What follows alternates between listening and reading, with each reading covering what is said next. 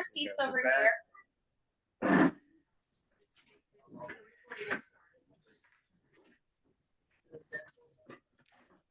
Call meeting to order. Any changes to the agenda? Yes. We're going to table right now the road foreman, discuss pay raise for Jason, just because, and clarifying pay for road crews and advertising. Can you just pick up louder? Okay. You're tabling. Can we have it really quiet here? Thanks. I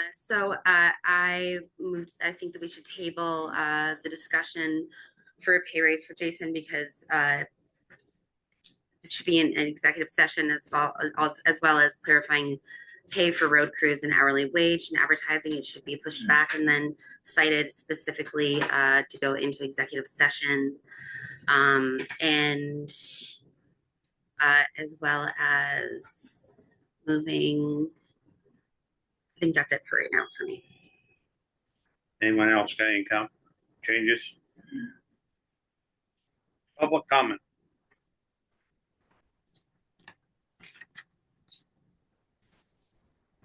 Number 5 is grant and aid. Jason Hitchcock, road foreman. FY 26 grant and aid program supports work technical assistance request. We have used this past few years. Improved and signed. They give us some money to do some work on some roads.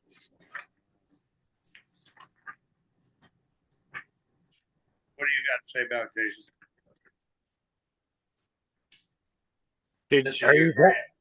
Can you hear me? We can hear you. Yes. With the grant work you're talking about? You're talking about the grant work, correct? Yes. Okay, yes. We were approved for the 29,000 and then we would have to add in, I think it's another $7,000 on that to do the grant itself. There is some updates we can do to the driveways with this grant or with any grant period, according to the state lady, with culvert pipes and stuff like that. But we'd have to get approval from homeowners and let them know that they would have to be responsible for their pipes after they're put in, because it is put in with a grant. One problem I see with doing driveway culverts with grant is people are going to say, well, you replace those driveway culverts and they won't understand it was for the grant. People buy land, they put a driveway in, they put a culvert in, it's property maintenance. If it needs to be replaced for protection of the roads, they should stand up to the plate and do it. We're in the process of trying to draft up some regulations for highway access to the roads, and I don't want to go there. We may have to, but if driveway culvert needs to be replaced and the homeowner doesn't, we'll get legal opinion, but I think we can probably put it in, bill them, and put a document on their deed. So when somebody comes to buy it and they haven't paid, there'll be a payment due. Okay. Is there some other work that we could do with this grant in it, or is that? Well, Yeah. I was going to say that there is other work that we can do with this, just besides replacing, but Jason, what were you going to say? There's quite a few culverts that go right up Piper Hill Road that need to be replaced anyway, and some rock lining, and of course seed and hay. And I did get started on Piper Hill. Of course, I started doing the ditch, and which seems how it is not finished, and that's why I stopped the work on that road, is that can get added into the grant already, so that we wouldn't have to pay out of pocket to seed and hay. And I think we'll have to, we may lose a little bit with the ditching that I've done, but the seed and hay and all that and the culverts will be covered. So I did get a little bit ahead of myself on it, but I wasn't sure about the grant stuff and how it worked at the time, and now I know. So Okay, so this money can be used for any of that work. It can, and then it can like, Yeah. there's like, one thing designated we can spill over and then work to on something else. So I think the big question is, do you go for the extra money to do private driveway culverts, or you just forget that for now and talk to the homeowners? Is it only private driveway culverts, Jason, or are we looking at?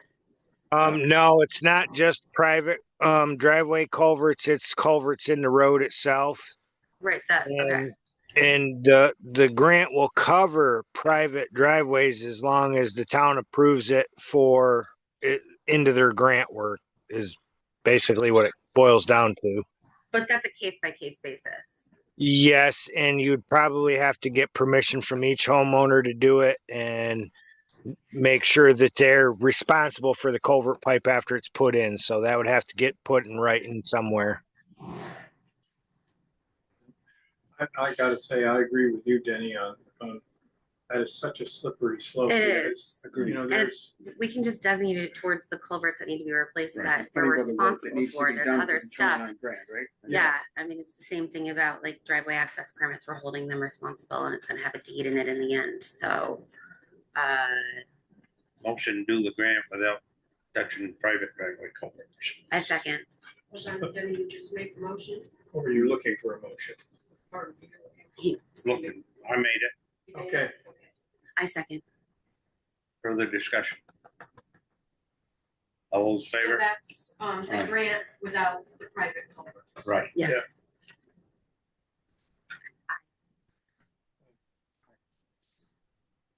I think that was a good decision, Thank you. because there's enough work for the town highway department to do. to Absolutely. touch personal driveway. Totally, 29,000 totally. is not And gonna everyone get us should be that far. responsible. If everyone's, it should be across the board, line. Aye. My only thing is there's a few of them driveways on that Piper Hill Road that are supposed to have culverts in them and that don't. They have PVC pipe in the driveway, and everything I've ditched is running down to one piece of 6-inch PVC pipe. So the road's So- probably so- going to get messed up again. It will, that will be addressed. I will make that phone, I will make that visit and we can follow up because it's the original driveway access, roadway access permit that was signed. And so there just needs to be a clarification on what the timeline is. It's not exact in the bylaws from what I saw, but I would say it should be within the year and it's coming up on the year. So we'll definitely follow through with that. Okay, I just wanted to bring that to everybody's attention. But yes, with the not putting in private piping or whatever, that's I'm good with that. Great. We're gonna bypass, what you say, the tablet, the raise, the road Well, should we, Well, why should we just go ahead with the tablet? Is that well, an that's, issue? I think we can go ahead with the tablet, but just the other stuff is just more executive session. It should be cited specifically, just to. So do we have a quote for the tablet? No, we don't have a quote for the.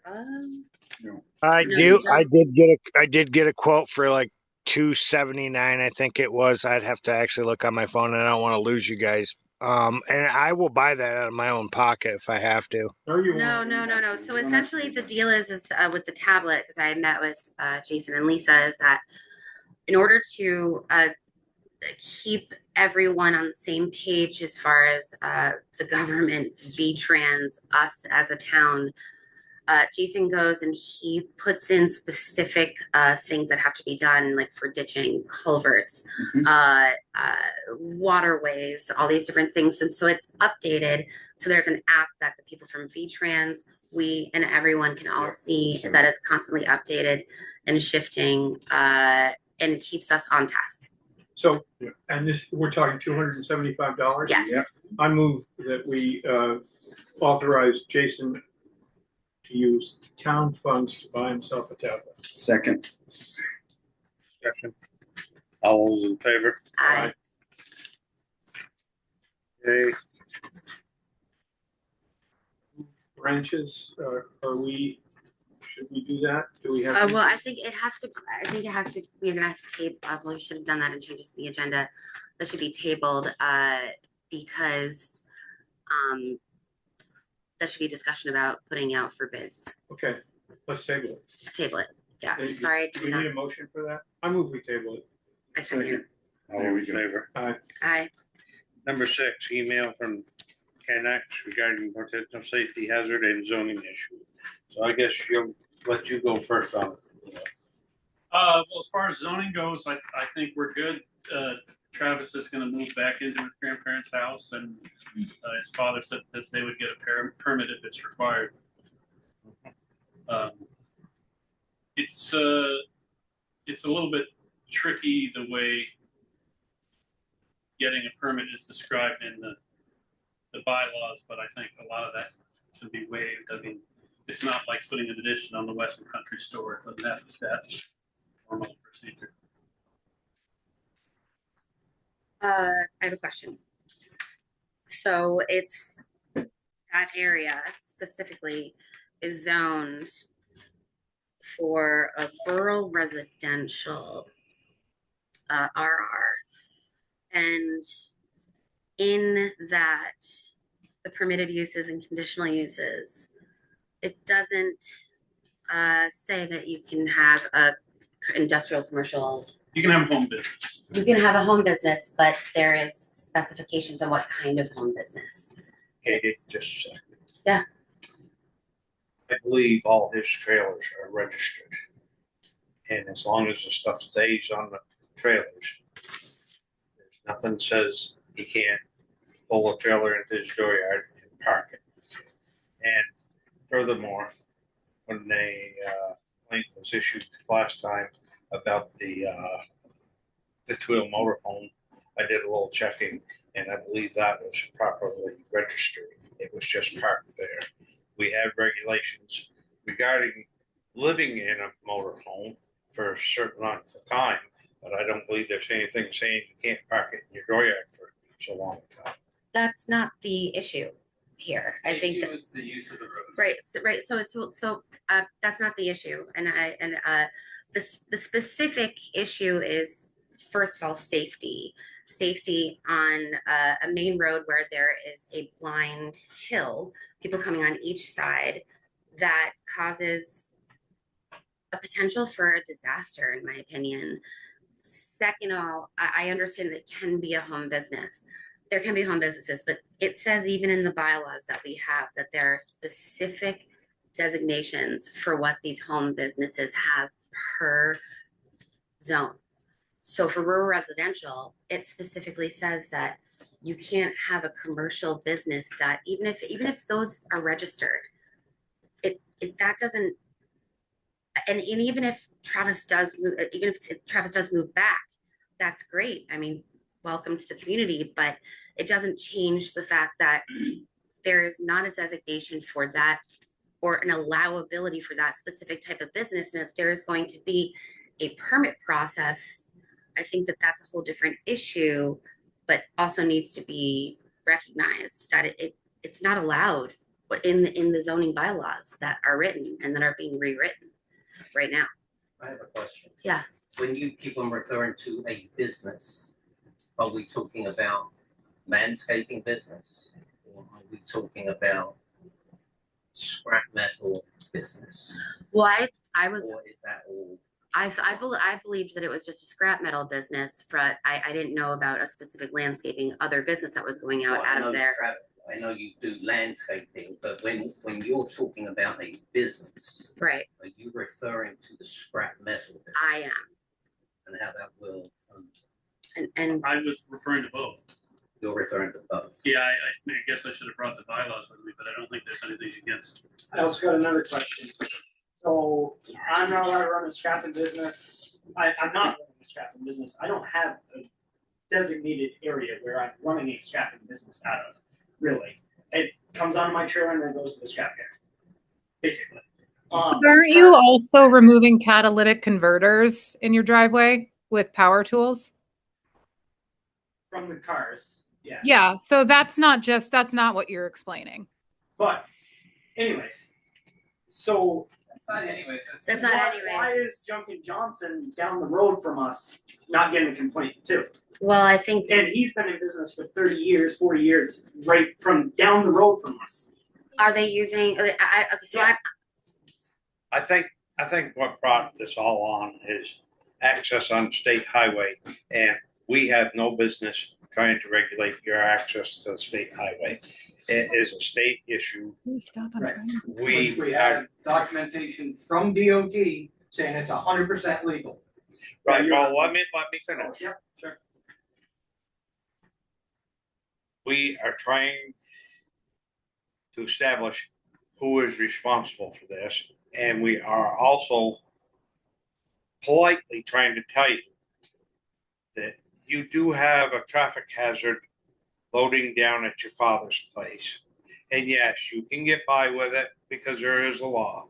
Yeah. But you gotta think beyond the loading. Because if there's a serious accident there, you guys aren't gonna be left with anything time you're done.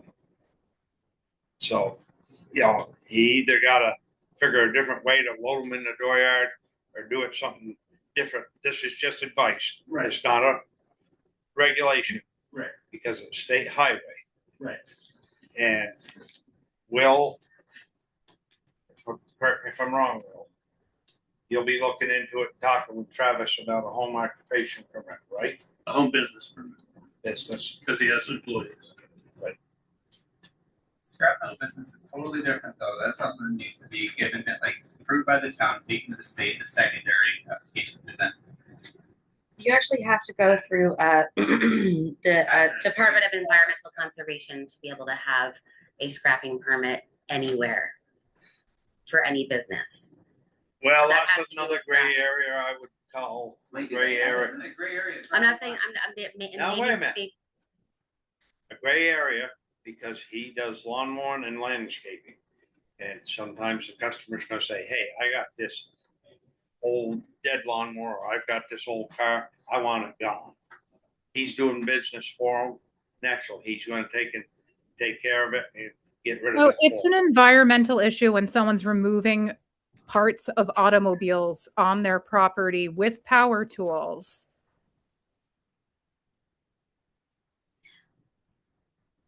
He's actively working on automobiles. Regulation, that's a different, and again, it's a different thing, but that would certainly come up in a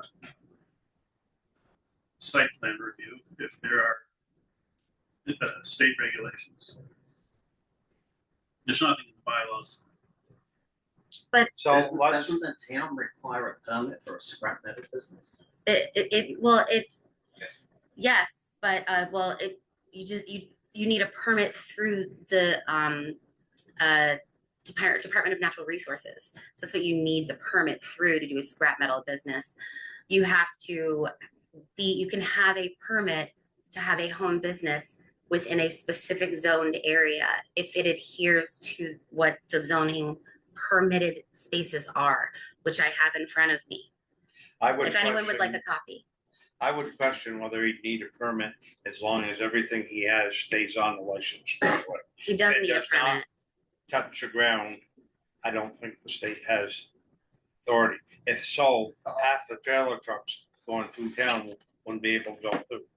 That's not that, but it's a safety issue. I mean, we're talking about our community here. We're talking about safety, people's comfort and community. And there should be a line drawn for everyone, and there should be an open discussion about it. And I think we're having that right now. Dwayne, So Travis made you aware of another one that is commonly known in town that is doing this similar work to what he is doing. And there's also one at the north end of Weston that has been in existence for a numerous amount of years. Maybe a neighbor of your property that is scrapping and selling parts also. And if we're gonna we should treat everybody fairly. Yeah, I agree. So if you're not gonna clean them up, leave the kid alone. We are cleaning them up. That's No, the you're not. Actually, we're trespassing into an Right, area. But this That's is a not new our state conversation. highway. Just because they were there for 30 years doesn't mean that. Mr. Linville tried to clean up a place down on Johnsonville Corner, and the taxpayers spent plenty of money, and I haven't seen anything change down there. Well, there's obviously people are upset, and Treat everybody fairly. that's what we're working on. We're having a conversation about it. But there's also the fact that they've been there so long, a lot of these things, they're exempt. I grant you each new, but the other two that each mentioned, been there a long time. Just because they've been there a long time doesn't mean that they were allowed to be there. They were just David. allowed to be there over a period of time. I got a question. Isn't it a state law that you're allowed to have a home business anywhere in the state? Yeah, but Just- there's regulations on it. Right, but it's still a home business. But there's regulations on what kind of home businesses you can have per zone. It's very specific. There's also, You're calling that residential, but that's as agricultural as it is residential. It's And trucks and trailers are very common Well, with agricultural. Just a second, are you disputing the fact that the land is zoned rural? rural residential. It is also agricultural. It has agricultural uses, but it is zoned rural residential. That's what it's zoned, if I've got it right. And it just, the way I see it, it's both. Because there's a residence there, yes, but it's also agricultural. But it's not your commercial. opinion But it's not commercial. It's not important. Your opinion is very important, but the land is zoned rural residential. I think that's the fact That's that where we we're have to dealing start. with. We have to start. We have on to that. start there. If you want to dispute that, I think that's a different thing, Will. It's a different process. But it's, a junkyard wouldn't be an agricultural use anyway. Well, we're so it not, doesn't make any we're not difference. running a junkyard. Hold on. They're parked there overnight, Hold on, leaving hold in the on. morning. Right, and I think that's, That's it. Let's, Sorry. the land is zoned rural residential. Do you dispute that? Well, I guess by term, I don't understand it. Do you dispute it? How can I dispute it if I don't understand it? So Well, then you're not disputing it. Well, what's the definition of residential? Rural residential. I will read it to you Katie right will now. read it to you. The rural residential district, general description and purpose. Rural residential lands appear capable of accommodating a significant portion of expected growth of Fort Weston.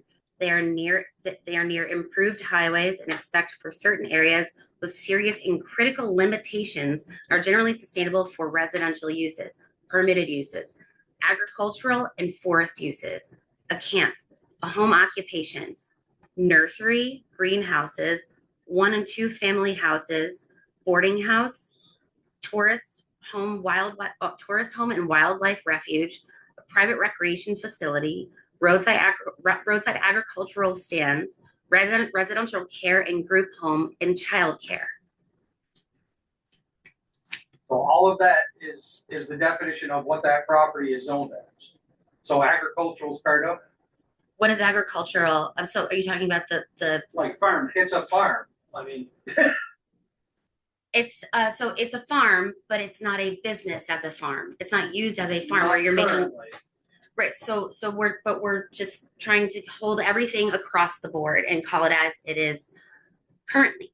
Currently, right now, it is not a usable, workable farm as a business. And doesn't mean it can't be. Doesn't mean it can't be rezoned or used as that. It doesn't mean as that. It can. It says specifically here, even for home businesses, it has to be personal residential offices. It can be a nursing home, a restaurant, a religious institution, a school. But in no space in here in these words does it say that there can be a commercial property. And that is just what it says is the facts. It doesn't take away from the safety issue of using the main road on a Blaine Drive when it could cause an accident. And it's becoming a conversation that now we're having.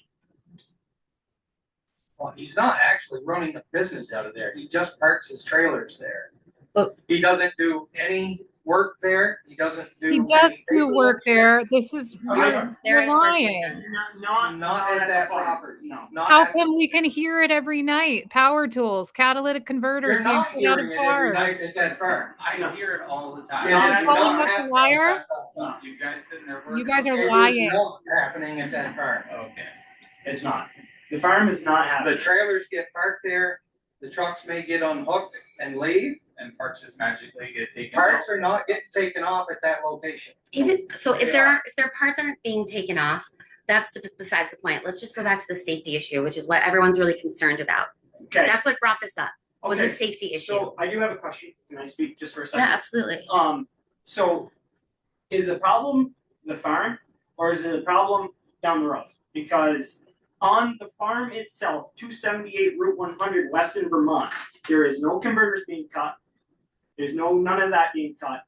My dad's 100% right. I pull up, I back in the trailer, right in my park door here. It's registered in my name, not my business name, my personal name. My truck is registered in my personal name. It gets backed in, I disconnect, I leave. How long does it take for you to back in? What's the process of that? 3 minutes. So you're At holding up a most, state. at most. So you're holding up a state highway for 3 minutes on both sides on 3 a minutes blind road. And I have state law saying right here that I'm 100% legal to do so. For a period of time. No. No. No, There- there's an actual designated Accord- timestamp on how long you can hold up traffic. You can block one lane of traffic indefinitely while loading or unloading products. Which we're not I doing. got this straight from a DOT officer. Right, which would be the officer that would control that whole scenario. Okay, so I I think understand. we're getting off course here. I don't We cannot solve the problem of them accessing the state highway. It's not our job. Our job is if it was a town road, we had a problem, then we could do something. This is a state highway and we cannot do a damn thing about it. It's And not black and somebody's white. got, I know it may not seem right. It's not black and white though. There's shades of gray in this. It's not one thing or another, Denny. It's just because it's the state highway doesn't take away from the our responsibility as a town to protect and have there be a community where people feel safe and are adhering to the same zoning bylaws. Yes, there are other people that are doing other things. That's a conversation for another day. That will happen. Yeah, I think you said it, Katie. This is a conversation for another day. I don't think we can make any progress. I don't know enough about this or the Agreed, it's issues. exactly how I feel. I don't know Yeah, the state I think laws, I we- don't know the state laws. Yeah, so. we've got to, All of this discussion has been about the farm. Is it any different on, I don't know your address, but where, your father, the house down the road? Because that, Is that? you keep mentioning on a blind hill, well, that has nothing to do with the farm. That's down the road from the farm. So the house down the road where Travis loads them and. Offloading is and down that's- the road at a it's down the different, road, but completely different it's still- address. It's still in Weston. Is there any different designation? I have no idea. I don't know the addresses. I don't understand the question. Can you ask that again? There's two different addresses. He's saying, are they differently designated? But I don't know. We the don't No, addresses. they're not different. They're all within that Right. one rural residential So- designation. There's so- not one thing or another. It's across the board, that one space. So you said there's nothing being cut off at the It's farm. 171 Route 100 West of Vermont. It's stuff being cut off of 171. Well, yeah. To be 100% honest with you, yes. So if what you were saying is correct, If then it's, if it's not done 171, on the properties where they're picked up. Right. Which and that most of is, them that are. is, that's the brow of the hill where Everybody had keeps the having this issue, No, which is on a state highway. It was going on directly across the street from our place for a It is- while. It wasn't loading and unloading, but it was the other trailer that has all the guys It from was- the. Okay, so that brings us into landscape, That's not in the scrapping. lawn mowing. There was a gooseneck Tell me that trailer there's right in front of Million our logging property. companies in the town of Weston. You know, we got a couple right here. as No, there was is. a gooseneck, a large gooseneck trailer that was blocking traffic right in front of Coho. I watched it happen not that long ago. We have surveillance cameras, so we have it all on video if any of you would like to see that. It's not just happening down at his dad's property, it's happening in front of the barn too. It has been. Yes, I have it on video. Stop shaking your head. Yes, I haven't it parked my did. gooseneck in the field in years, before you guys even owned it. Well, we're here now and it's been a problem. It's a problem for us. We tried to reach out to you. You ignored us. Oh, we tried to reach back out to you. Wait. Walked across the All street. right. Hold on. Oh, point of order. I'd like everybody to stop. I think we need to do a lot more research on I this. agree. And Not to say there's that a we lot don't of think it's bickering important, going on. because we- How many more weeks are we gonna kick the can down the road with this? We were in here 3 weeks ago talking about this, and nobody's looked into it since. What I brought up 3 weeks ago was I wanted them here to represent their side. Right. So now their side's been represented tonight. So now you gotta dig into it more. Right. Yeah. Okay, well, before. It would have been a kangaroo court if we'd have just listened to one side and went looking. They presented their side. Do you have any, you obviously have been told by a lot of people that loading and unloading at your dad's house is very dangerous. Right? But very legal. I didn't say that. Right. I said, you've been made aware Yeah. by a lot of people. I've told you and other people have told you that it's dangerous. Right? And I don't think there's anyone who can say that it's not dangerous. Do you have any suggestions that you can put forward that would prevent that from happening? I tried the whole putting up triangles thing. I tried got a that. video of that, and that was really bad. That was almost even worse. Yeah, I tried that. I tried to put up 3 triangles up, and all these out-of-staters, and I don't even know if there was any locals or not, but out-of-staters and all that stuff ran right over them. That gets expensive real fast.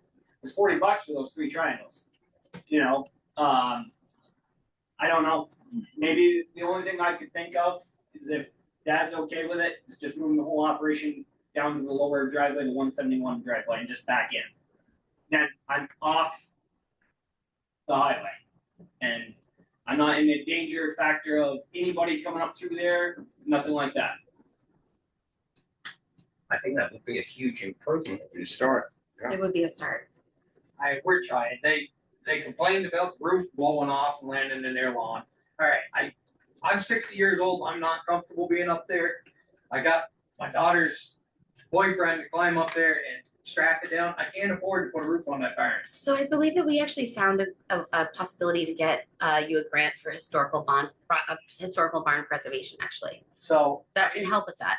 in all honesty, all of this stuff is just what they added on to make it sound worse. It started with a piece of tin, and they didn't like where he parked his lawnmower trailer up by the goddamn barn. Can we stop swearing? When they started yelling at his guys and videotaping them, he went over to try to talk to them and try to resolve it. They wouldn't even talk to us. We didn't even know you were there. I knocked on the door. I spoke to some of your customers, tried to find you. We're No response. running a business here in the morning. I don't know if you know that, but it's an actual business that we have to operate. I think we need to move on. Yeah, I agree. I know I've got a lot of work to do on this. Will, I think we all need to do some more work, but I think the big thing is what are actually the A&R regulations for residential. No, for a scrapyard, and does this qualify as one under their definition? exactly. Which I suspect it doesn't. It's transportation. It's Right, not it's yard. not, a scrapyard would be where junk vehicles Well, are stored. yeah. All right. So why That's don't the way you feel, but we need to find that out. I mean, Fair enough. why don't you look into it, Will, and you guys look into yours, you do your stuff, and there'll be a meeting 28th, I think. 28th. Yeah.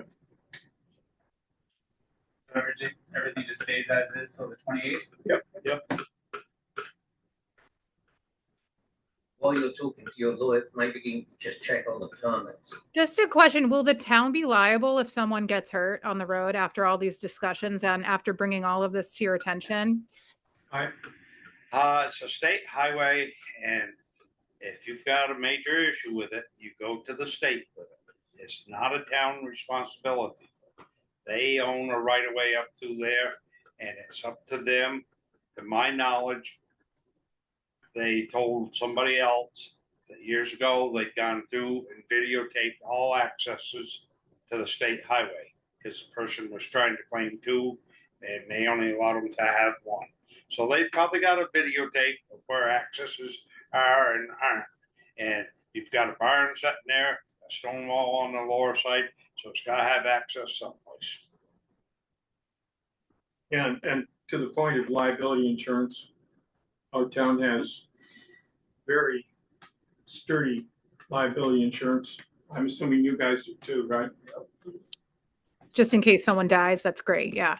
Yeah, we don't want No. that to happen, of course, but I think what Denny's saying is that, we don't have any jurisdiction on the state road. Not that we shouldn't look into it, as we said we're going to, not that we shouldn't continue to see what we can do. And I think there was a great comment that you just made, so I don't know your name. David, thank you. About he gave a possible solution of where you could possibly move that. So that's a start in the right direction. So not ignoring it, we're hearing it, but can't solve it tonight, unfortunately. Do you want me to look into V-Trans too, or is someone on the board want to do that? We've already talked about trains. Would it be better if you parked them on the green and then you wouldn't have to worry about it?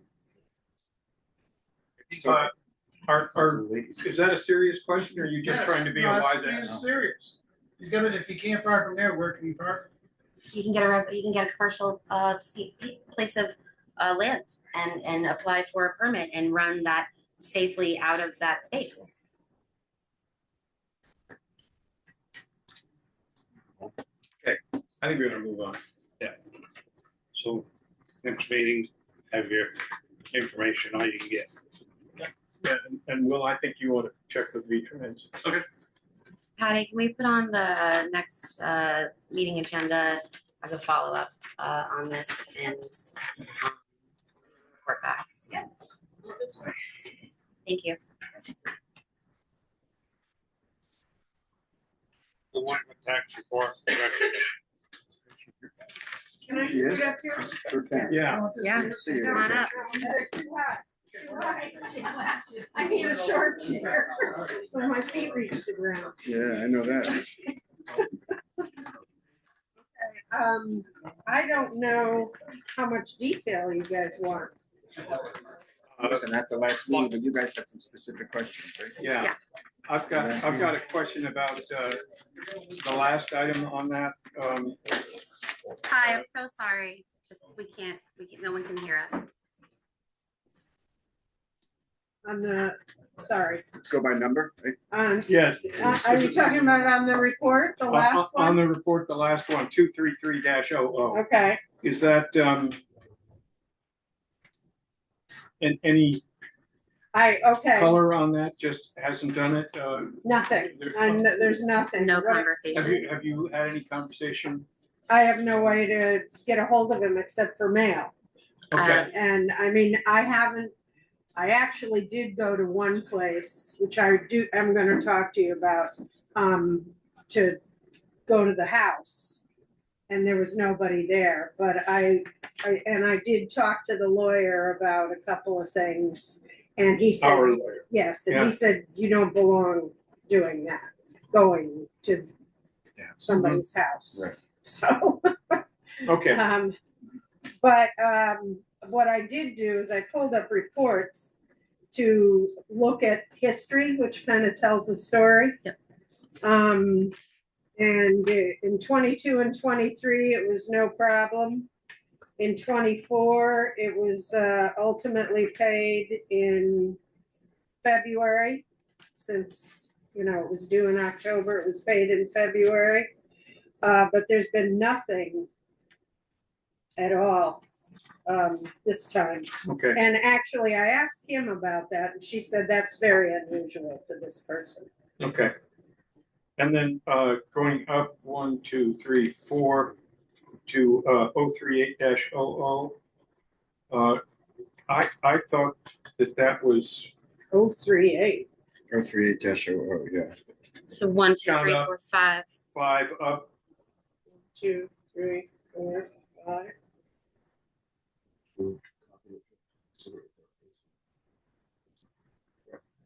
Oh, this one. Oh, okay, Got it. I'm looking at the whole number. Well, that's one of the things, I was gonna go through the list and ask you about some things too. Oh, is that one of your questions? Yeah, Okay. Perfect. Kim, do you have, is Kim here? Should be. Yeah, I'm here.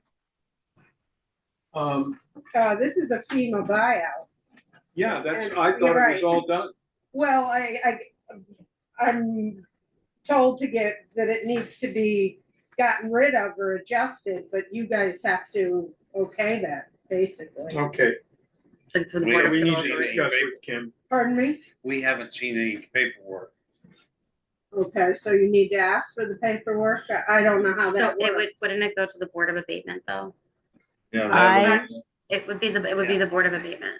I took it I spoke to the chair of the Board of Civil Authority and Abatement, and there's no rule under either of those for these instances, the buyouts. Right. So it comes back to you as to how you want us to handle it. And the only way I can affect a write-off is to write it off against current taxes. So that affects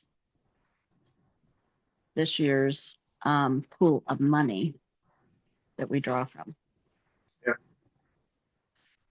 But I don't think we have a big, what are the other options? Well, we don't have another option because it's Right. FEMA buyout. We as a town have to take over. Yeah. We take responsibility for that, Correct. for Well, that. the town now owns it. The right? town now owns it, so, Correct. so We do? it's, yes. I don't think it's been transferred to It's us. not, Yeah, I but think we it will. has. We will. The deeds Yes. are in the town of Weston. Yeah. Oh, are they? So, yeah, so we already own it, so, that then falls onto us to maintain, do something with it and absorb the back Absorb the taxes that are not there. And the same applies for, Hmm? 090-172. It's 1, 2, 3, 4, Yeah, 5. yeah. Same thing, FEMA buyout, and so the same thing would apply. Yeah. Mhm. So you guys need to, We need a Board of Abatement to do that. But the Board of But we- Abatement chair has said there's no category under which it would Yeah. fall. Yeah, the Board of Abatement, they won't bring it in front of it because it doesn't meet the statutes. Right, exactly. so they want you guys They want to us to just decide. take care of it. to Be the take mean care of guy. it. Okay, which leads me to a little bit of an aside here. Because what Kim just talked about making the adjustment, if you like say, give the go ahead to write off the These two. taxes. Mhm. I'm confused because I was originally told that the listers would make these kind of adjustments. And the listers told me that the treasurer would do it. And then Kim told me last time I asked her that I would do it, but I don't know how to do it. This is how. So- Bottom line is, This is it. the This is bottom what we line do. is, Learn the while select you board will probably write both places off. Yeah. And Kim, when she figures the tax list, should subtract the valuation of both places to put her taxes more in line. And we can put that on the agenda for the 25th, 28. 28. August. So, 28th. I was looking. That's at- fine. There So- are reasons where it's a lister issue, which is, there's one on this list for that. Say There that are again, sometimes, there are changes which are done by the listers, which brought us to one of your categories as to why it should be a lister correction. There's one of those on your list. Right. Sometimes it's the treasurer and sometimes it's the collector of delinquent taxes. So it just varies on the situation. They're all legitimate responses. Stu. And we'll bring you a memo I for the don't know next what those meeting. are. Hmm? And I don't know what those are. That's okay, so- we'll figure it out. Yeah, Yeah. okay. You just said Yeah. you'd bring a list at the next meeting. Is that what you said, Kim? Yes, for your approval on write-offs. Okay. Thank you. You're welcome. Okay. Is there another question before I ask questions? So, No, Is that all on the June report? Is there supposed to June report? they're exactly the These same. they're almost. They're the same. What's your question? Well, except for the $750 that Glenn Nelson pays every month. There's just no names. Okay, so what's your questions? There is on the list.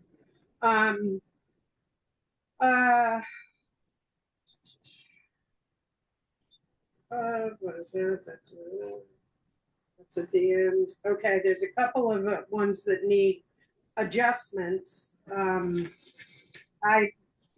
I was told this by Kim, but I don't know why. But that's Which number? it's 100, 169.10 Heinz. No names. No names. Trying to keep away We from can't names. say names. We don't mention names. Okay, We've done it twice. not against the law, though. No. It it is. is- It is. Okay, but I didn't, It's that's our why policy. It's our- okay. I did Okay, not know that. got it. Okay, 100, 169.10. Got it. So that one, That one, right. for some reason, it's Right, always we said, talked about fix, that, get yep. rid of, adjust. Kim, is that something that's gonna be on the list for adjustments, do you suspect? I don't know. I don't know why it's out there, and it may be that they paid and the payment came in right after the penalty and interest were added. So we'll have to look, but there are adjustment features that I can show Gretchen how to do, because typically from the time I've been here, I didn't touch things once they were delinquent. That's the Okay. reason I kind So of that took. one you guys can look at together? Yes. Cool.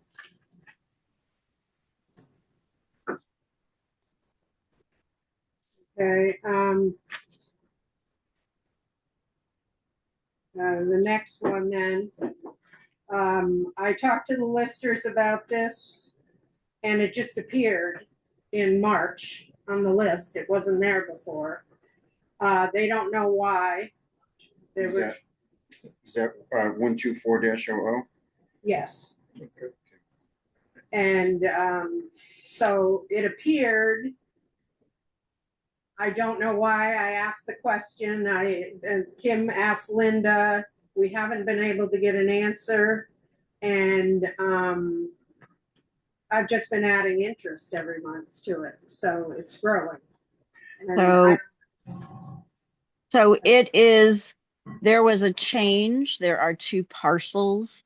One had land on it. One was supposed to have all the land. The assessor consultant made a change between these two parcels, and the value on one went down and the value on another went up. So the one on that went up now looks like it's delinquent. I've given them the documentation and asked that they reverse whatever they did, and the assessor can't figure it out for whatever reason. When was the change made?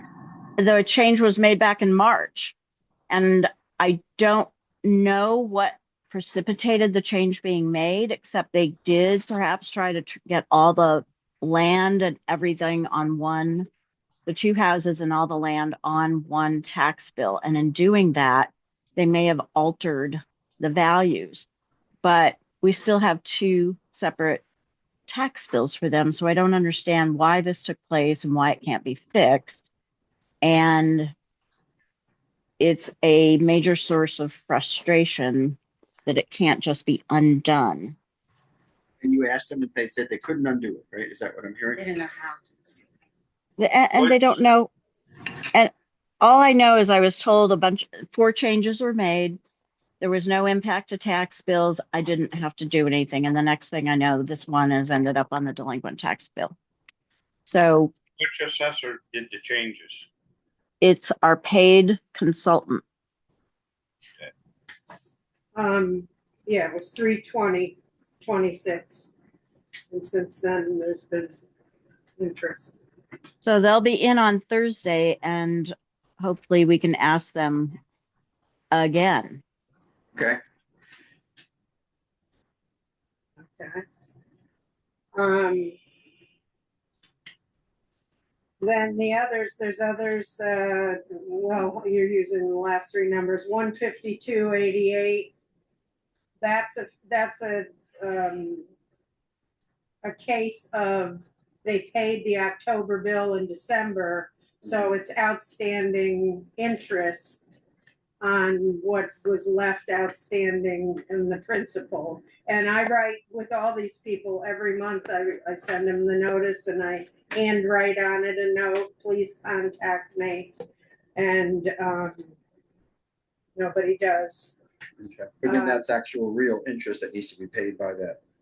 Oh, yes, Okay. definitely. Okay. Unless they come see whoever and want to do something about that.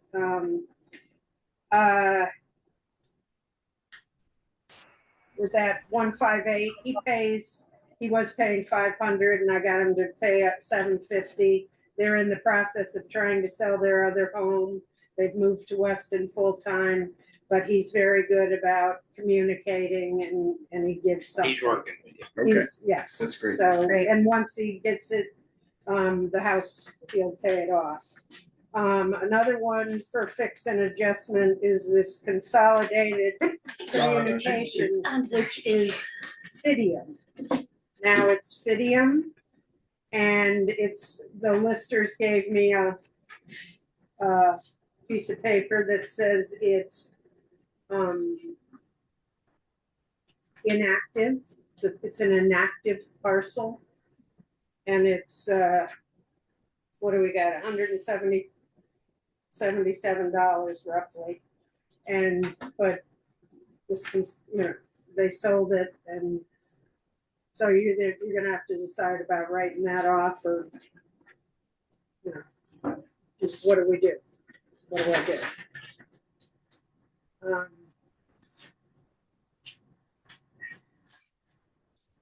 As far as for 23300, okay, give me the bottom. Oh, okay. Last one. Okay. As far as that goes, have you sent letters? And, Oh, always, Okay. every month. Okay. Yeah, All right. yeah. Okay. And I was gonna get to same thing of 10800. When I pulled up the report, they always paid every year, and this year they're just not, for whatever reason. And then also I'm working with the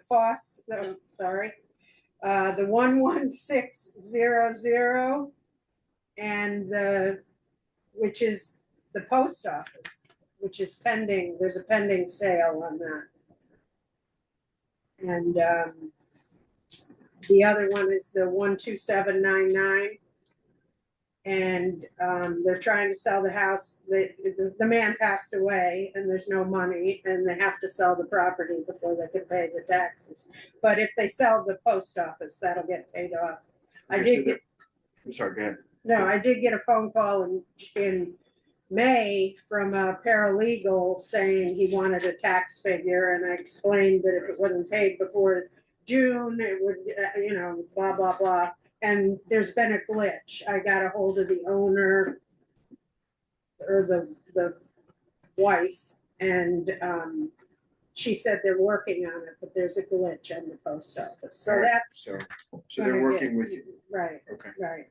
So, and the others, they just haven't paid. But the two I wanted to talk to you about is the one at the top. I just found out that this person passed away. Yeah. So I didn't know it. I've been sending the notices to the address, and I haven't been getting them back. They haven't been returned.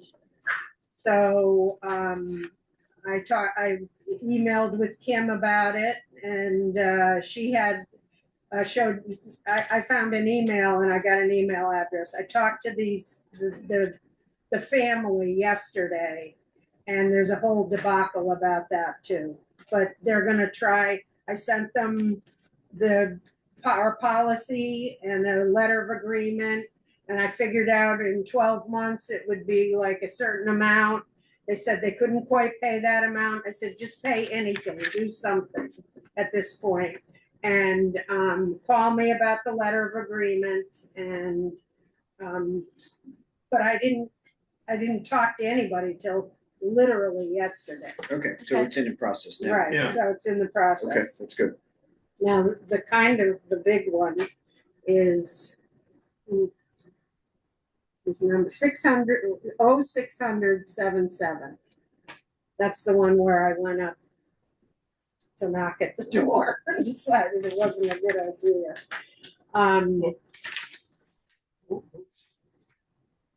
It's I'm I not don't see finding. that. 1, 2, 3, 4, Oh, 5, fifth one down. okay, if, Okay, got it. yeah. Got it. 607-00. Yeah, Yes. yeah. Yeah.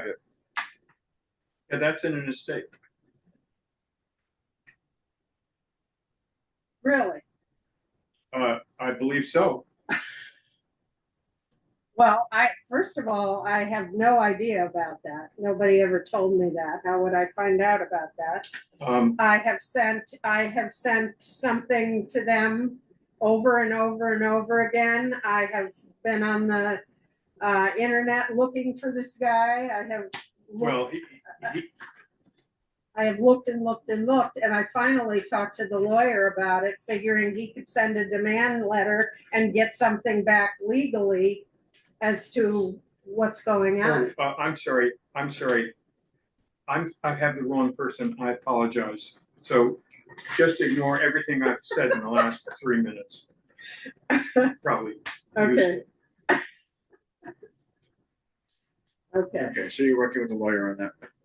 So, well, but what I need from you guys is he sent me an engagement letter. He suggested, I explained the whole thing, and that's when he said, you don't belong doing all that stuff.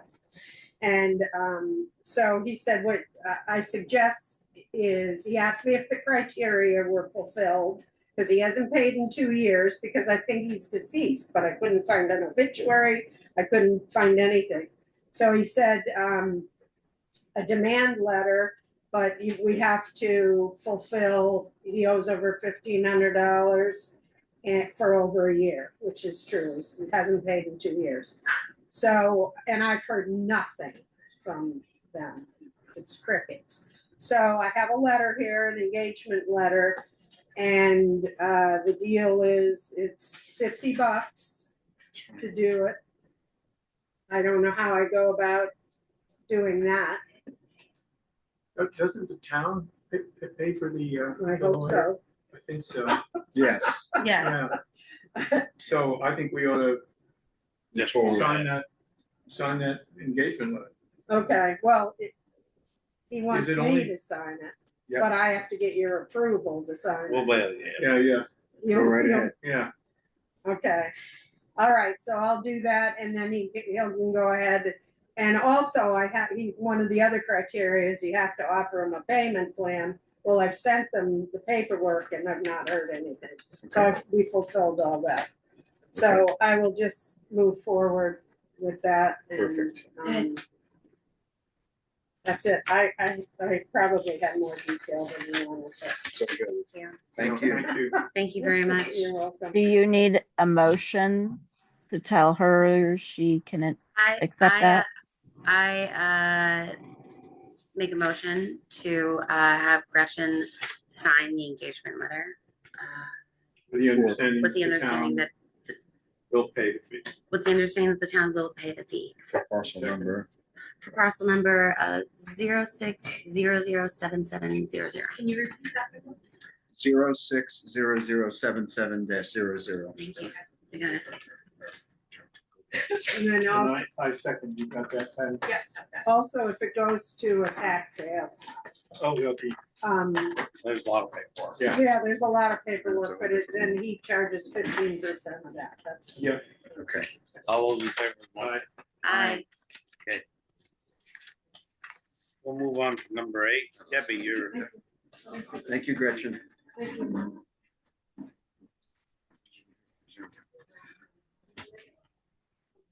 Hello, everyone. I'm here to tell you that the library is going to have its grand opening on August 8th. Fantastic. And we are very fortunate because all these gentlemen that are, and ladies, that are sitting down there, Weston Volunteer Fire Department have offered to help us with traffic and movement and flow of people. So I'm here to tell you what we're doing and then asking if we need any kind of approval from you. I don't know. We're going to actually close off our driveway for that day because there's going to be a tent from my country store in our parking area. And we're going to have people park around the green. We've also talked to the Old Mill Yard. They'll let us park there, and the Vermont Country Store. It's going to be late in the afternoon, 3 to 5, so it's not like it's the height of the day in terms of tourists and things like that. And the fire department is working with Gene Palma, who's in charge of the site location, and we will have parking for dignitaries. We've invited our congressional people and the governor and stuff, but who knows if they will come. But if they do, our neighbors on the other side said we can park there. So if we have any dignitaries, we would let the fire department know, and those cars could pass on through and go to the neighbors. Similarly, if there are people who have ADA concerns or issues, they can either be dropped off in the front or they can park in the neighbor's parking area. So we're going to try to have traffic be at a minimum. We don't really know how many people that we expect, but anyway. So I'm here to tell you and to find out if there's anything more we need to do. Okay. Aside from your driveway, are you anticipating any other closures, any byway closures? Or it will still be open? I think so, unless you think that it should be, I don't know, I'm asking. Yeah, Debbie, we're doing a walkthrough with the Gene Palmer. We're doing a walkthrough tomorrow morning with Brian Lundberg and whoever else he's bringing with the fire department, just to fine tune everything and get their advice on what needs to get done as far as any closures or barriers or anything. And I apologize, I didn't know you were up there, so I would have let you talk. Debbie, have you looked into parking some cars up by the church on the hill? No, but we can. Because there, you can. I remember in years past for various events, you can park probably at least 20 cars there. I think it's kind of in the back. It's slopey, but in the back and on the, you drive around the building, but you'd need somebody to sort of direct traffic. Well, Jean, you can sort of think about that and decide whether we need to We have several considerations in place. The Vermont Country Store has been very grateful as far as letting us know that there's usually ample parking at that time. There's should not be a lot of cars in the Vermont Country Store parking lot, as well as the mill parking lot will slowly be closing up towards the end of the day for Saturday, even though it'll be open. But we'll have Jim will definitely look at that also. Yeah, just a thought. Yeah. And everybody in town will be getting an invitation in the next few days, so everybody's welcome. Very exciting. Sounds great. Excited. Thank you. Thank you, fire department, because we couldn't be doing it without you. Yeah. Thank you. You're here.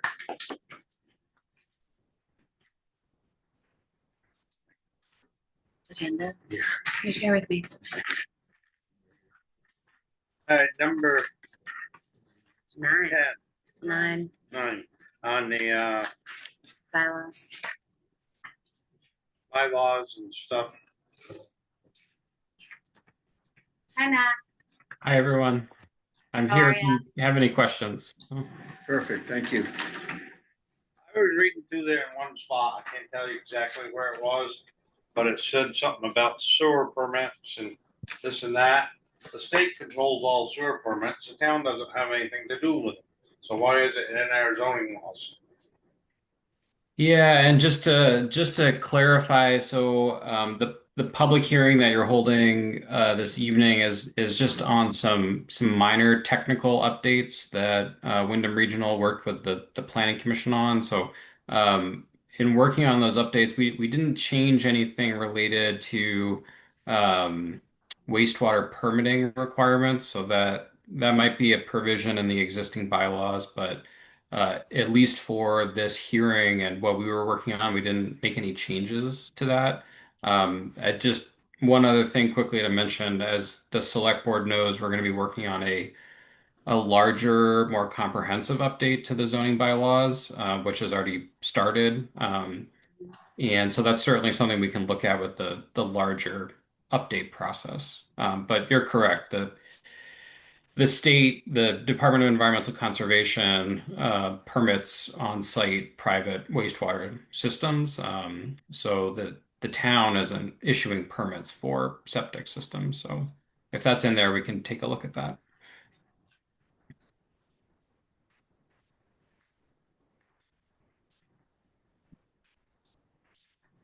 We, the town, have people on the planning commission, and they're supposed to put forth the interest of the town, but yet the state gets Wyndham Regional involved with insert their wishes. Why should that be? I mean, we have people on the planning commission who live here and basically know what we want, but yet the state is sticking their finger in, trying to dictate to us what they.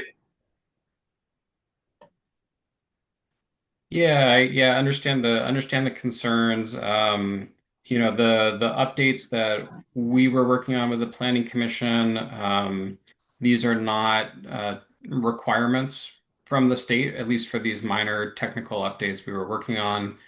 When we do the larger zoning update project, there are some revisions we need to make based on changes to statute, to your point, Denny. So in Vermont, municipalities are, they're created by the state. And so just the way Vermont state laws work, towns can have zoning bylaws, which Weston has adopted, but the state does have requirements in terms of what you need to include in your zoning and things you cannot do within your zoning. And it's just the nature of how government is set up in the state of Vermont.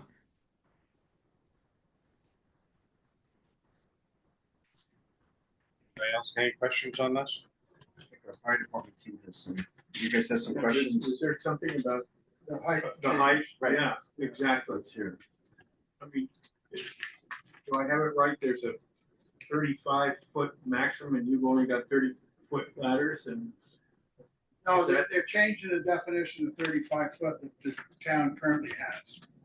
Currently, the town is lowest point to highest point, 35 feet, and that's it. And they want to change it to half the height of the roof, the 35 feet.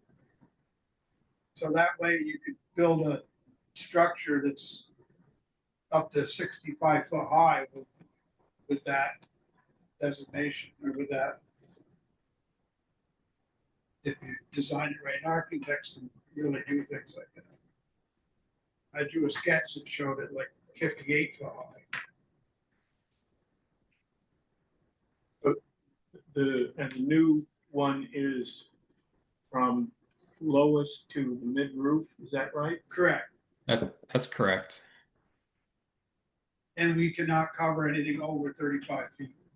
And as he says that, it's a 35-foot ladder, but when you extend it out, it has to go out about a third of the height, which is about 11 and a half feet. That only makes the working height 32 feet. And my thoughts on this, so many of the houses, the view's gonna be off that side of the house where the drop is. The fire may be in the front of the house, we can fight the fire, but the kids and the grandkids are in the backside where we can't get a ladder to the rescue. You know, our job is first life, then property. And if we can't get a ladder to the people that need to be rescued, I don't need to tell you what's gonna happen. Yeah, no, And we don't want, as firefighters, we don't wanna be the top of a 35-foot ladder working. Most of, well, I don't do emergency anymore, but if you look at us, we're pretty old people and we're doing the job that needs to be done here. And we you don't guys are need- looking pretty young to me. we don't need to take any more risk. And we're asking to seriously consider this, that we need to work with and we need to be safe. There's no fire that's worth one iota of an injury or somebody not coming home. We can let the buildings burn down all the time, but as long as all the firefighters go home safely to their families, that's the most important thing.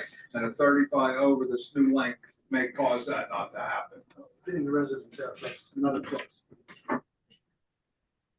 Do you have anything to say, Chief? Just that, if this passes, I feel that any time a permit is issued for a building that would fall within this category, that we should be notified of the homeowner's name and address so that we can send out a letter to them and a copy to the town stating that we cannot provide adequate fire, life safety protection.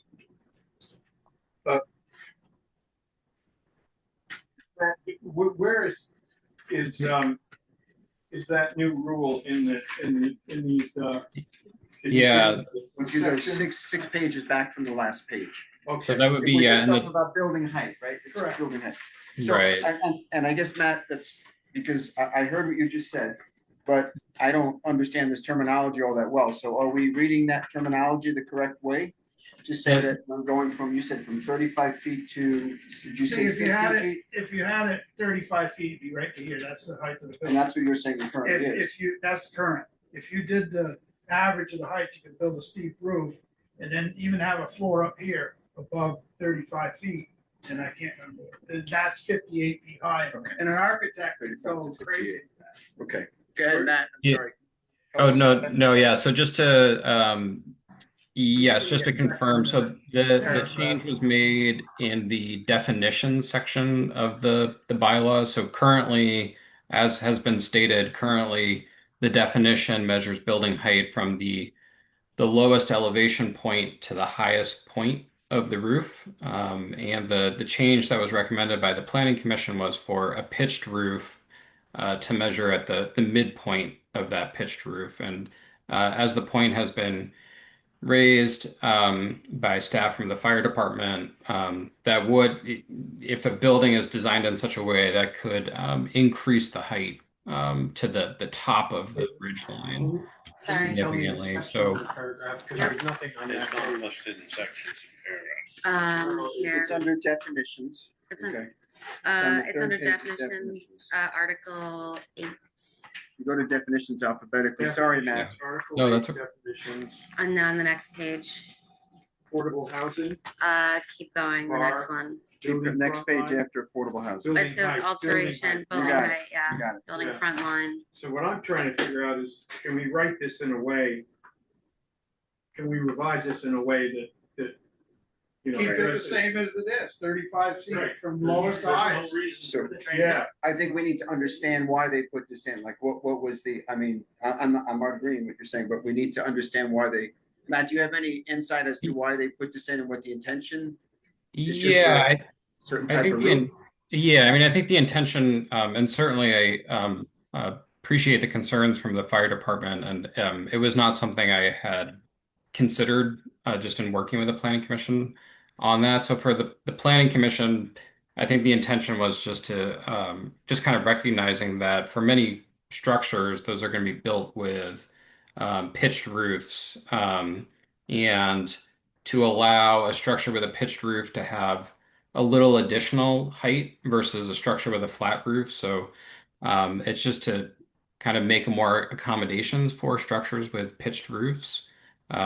Because right now, if you have a flat roof, you can go to 35 feet. But if you have a pitched roof, you might be constrained by that 35-foot maximum building height if you're measuring to the top of the ridge line. So I think it was just to try to create a little more accommodation just for just from like a building design perspective. So was your concern that in that additional space, they could actually have, like a room or something, that idea? It's an accessible living space. Yeah. Yes, yeah. Yeah. So what if they wrote it You so couldn't that, get to that through a roof, you'd have to use an axe. Unless they were dormers. Don't worry about how we get to it, we just can't get to it. Yeah. Right. so Matt, was the intention that this was never gonna be livable space, but it was just kind of making an accommodation for the roof, or, I'm just asking, like. Yeah. So it would be like an attic. Yeah, our discussions, I guess, didn't get into that level of detail. I mean, it could still allow for habitable space within kind of the eaves or within the pitch of the roof. So that is their concern. Right. I understand. There's something else to remember too.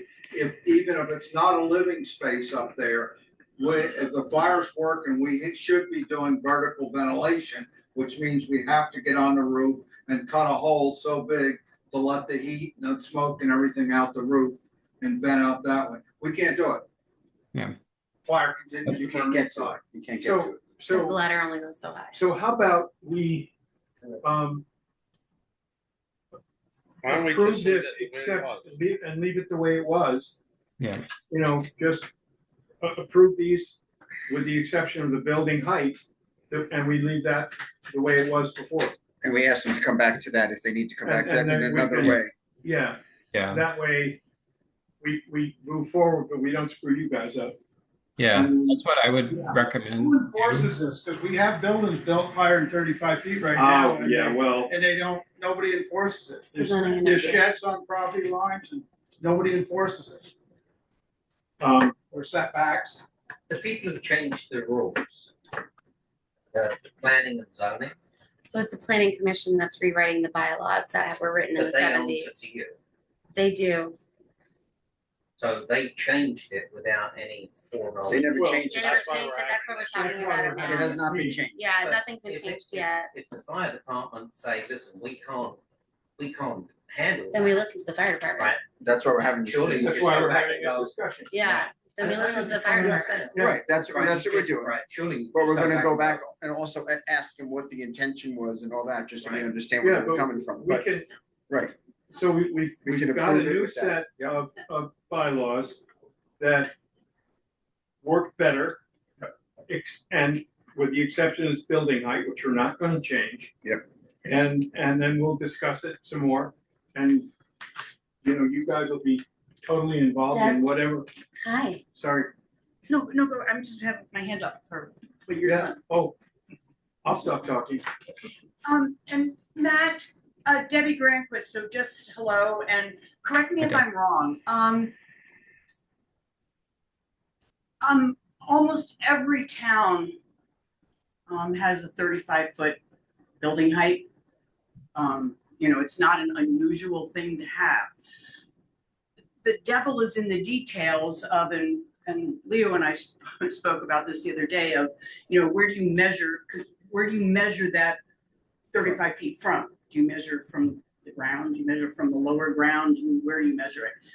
I think that since the Planning Commission is planning to do, with Matt's help, like a deep dive rewrite of all of the zoning regulations, this would be a good thing to look at, because as I said, unfortunately, if you look at most every other town, they're all 35 feet. And you also, if you look, and Leo and I did have this conversation, in order to get like 2 stories and a roof, you sort of actually need 35 feet. So but again, it all depends upon where you are measuring that from. So that's just Right.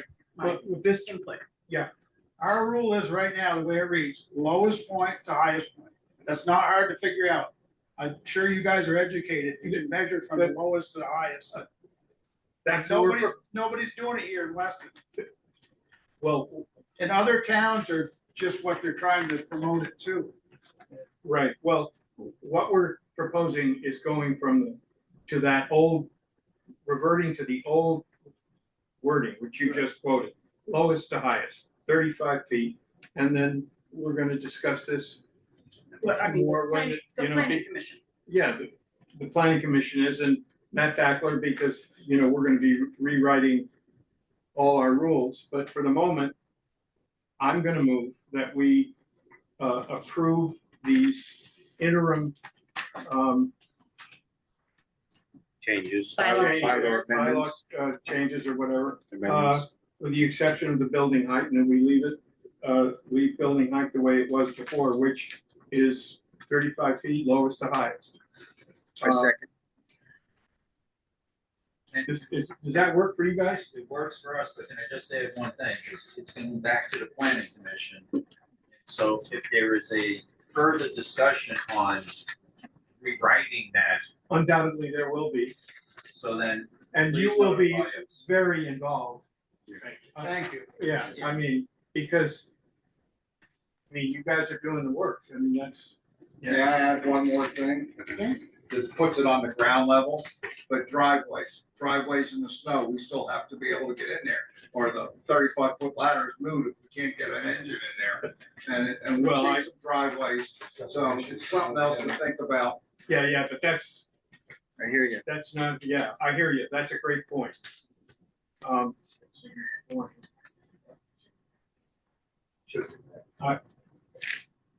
I don't, that's good point. We'll keep it in mind, but for the moment, got a motion on the floor, I think. You did. It's been seconded. Seconded. Yeah. All those in favor? Aye. So good point.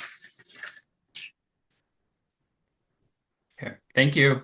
Thank you, Well, Matt. you, Matt. Will, I will get you a clean copy of the It's not here. zoning bylaw changes, okay? Just so you have that. Great. Thank you. Thank you. We're at Select board. 11. Oh, we're We just 11. did 10. Thank you. You're welcome. Budget comparison, anybody got questions for Kim, or you want to table that till next meeting? So let's table it. No, Yeah, I think, didn't we say it was gonna be the following meeting? Or we, we were gonna report? Very Budgeting much. comparison, Do we have that? you're No. tabling it? we're Do we No, have tabling. I didn't, I wasn't given. Okay. No, we're gonna have to table it to the Is 28th. Kim still here? I am, I'm Finish. still here. Kim, we were I- gonna wait on that one, right? The budget comparison? Right. or- Right. Okay, next Thank meeting. God, Right, thank Kim. you. You're welcome. So it should go in the next meeting? Next meeting.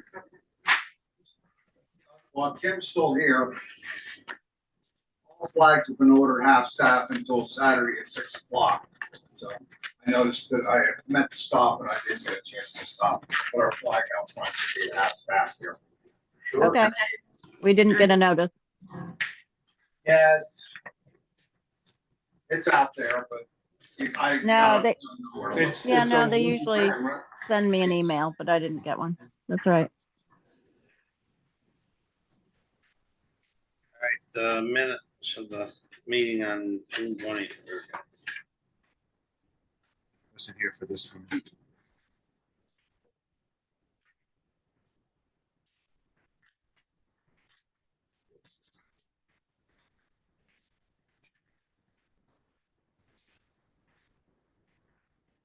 We haven't read these. Has anybody read them?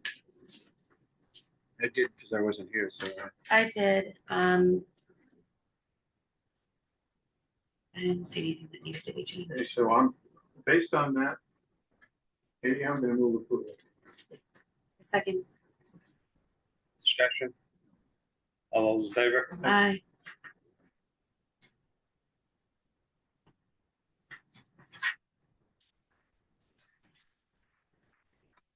Thank you so much.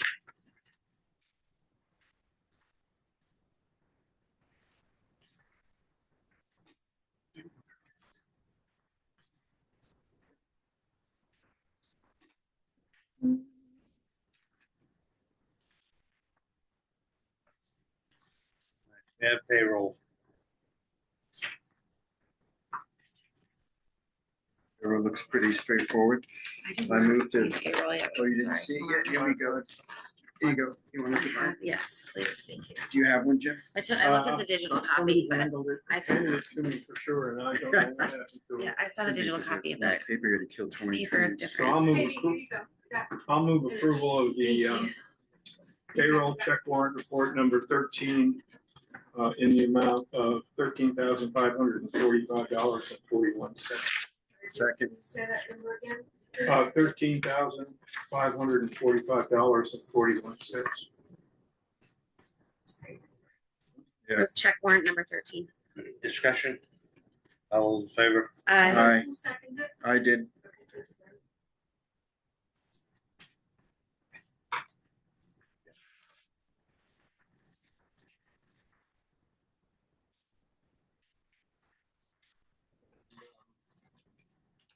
Move approval of accounts payable check warrant report number 13.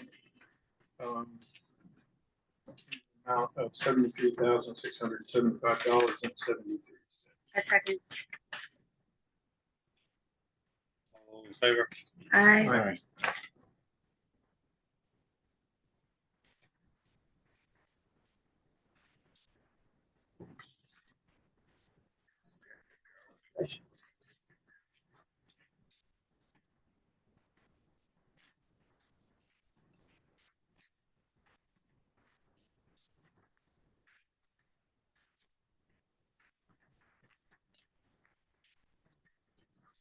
And we're on number 14A, website committee update. All right. Sorry. Oh, sorry. Website committee update is that we are still accepting bids.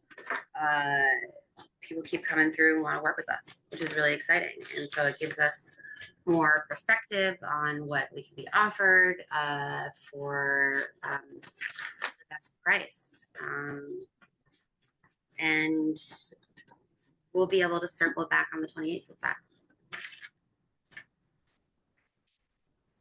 Okay, culvert replacement, Route 100. I didn't see paperwork here for that. We had it from last year. I mean, last week. I have it right here.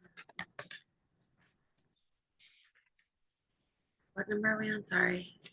14B. 14B.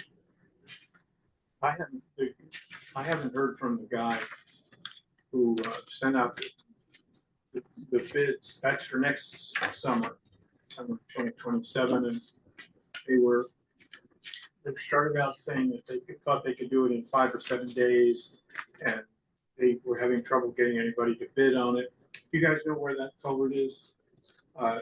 It's past the Coho, and the road and past Foster, and the road steeps up a little bit, and there's a culvert right there. So they're looking to replace that culvert. And I think they're gonna do a box culvert or something. Anyway, and they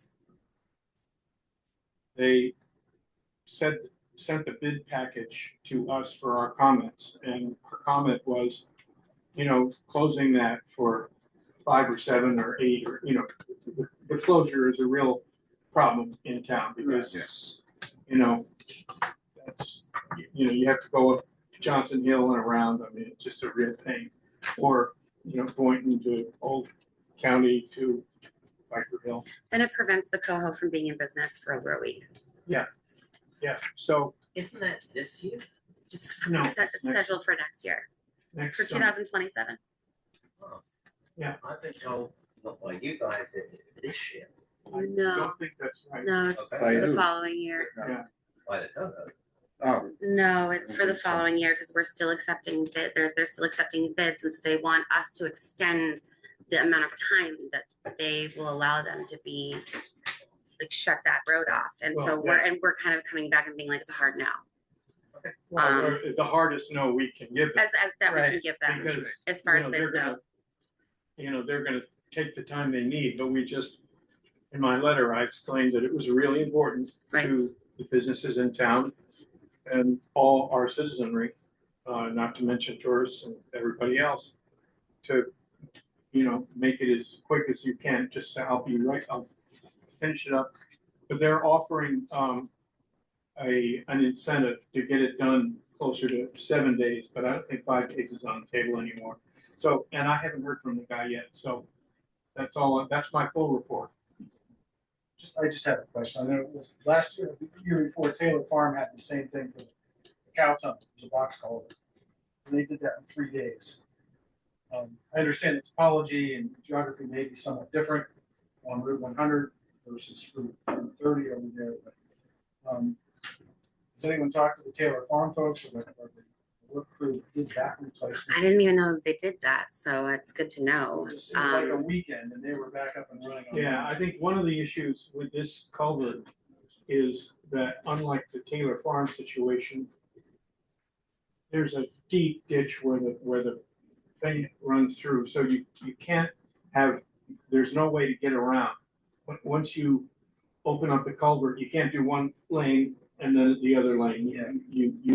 Or do both lanes and have traffic go around. Well, that's what I think. They did both lanes in 3 days. Yeah, they closed Route 30 for 3 days, replaced the entire thing. Yeah, well, 11. yeah, I'm just saying, it might be Yeah. worth talking to them to get Yeah. some insights. Like to shorten that time. I know there's a lot more traffic on 11. I wonder what the difference of the scale of the project was too. Yeah, I mean, roads are about the same size. Like I said, the topology is a little different. Taylor Farm's much flatter and smoother. Definitely something to ask about. I'll call him. It just popped into my head because I know It's a good idea. they knocked that out so quickly. Yeah. You may have some insights. Yeah. Good idea. Good point. Tax rate change.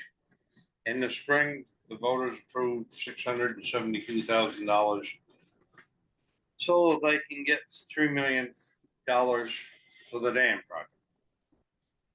But there was not one word said about how we were going to repay it. When we did the Church on the Hill project, I think around 268,000, we spread the payments over 4 years. It's not carved in stone. I got a rough figure that a penny on the tax rate raises $36,000. And so you're a little over 17 cents to pay back the 672. So do we start paying it back this year and put 4 1/4 cents on the tax rate and start paying it back? There's been some talk about possible grant coming or whatever, but that would be like counting your chickens before they're hatched. If the grant comes through, the rest of the payments would be reduced. But you can't kick this can down the road. You gotta pay the bill sometimes. Yeah. There was nothing in the language of what was voted on in February that the town was gonna foot the bill for the $672,000. So maybe you should go back to the voters for this. The town voted to accept the grant. There's nothing in there about who's paying the bill. And you're talking about raising funds, you're talking about raising taxes. Nobody voted for that. This should go back. I thought it was pretty clear. Yeah. That's my recollection. I don't mean to. Yeah, that was my Argue thought with you, too. I Ken actually, was that. I actually Together think with you ought to evidence read of the other minutes. Resources. Just read the minutes. Yeah. I mean, go back and read the minutes. I don't know what are in the minutes, but Yeah. that's got where One I, is together with evidence of other resources. It doesn't say anything about anyone. What are you reading? I'm sorry, I just didn't I'm hear reading you. the warning. Okay, I'm sorry, I just didn't hear what you said because people were talking. I'm Sorry. reading the warning from the meeting in February. What people voted on was to enter an agreement with the state of Vermont to accept the award of a community development block grant, which together with evidence of other resources will be used for upsizing the Lawrence Hill Bridge and improving the dam. There's nothing in here about raising taxes. I think you need to go back to the voters before you do that, before you start thinking about taking the money out of funds, that the voters put the money in the funds.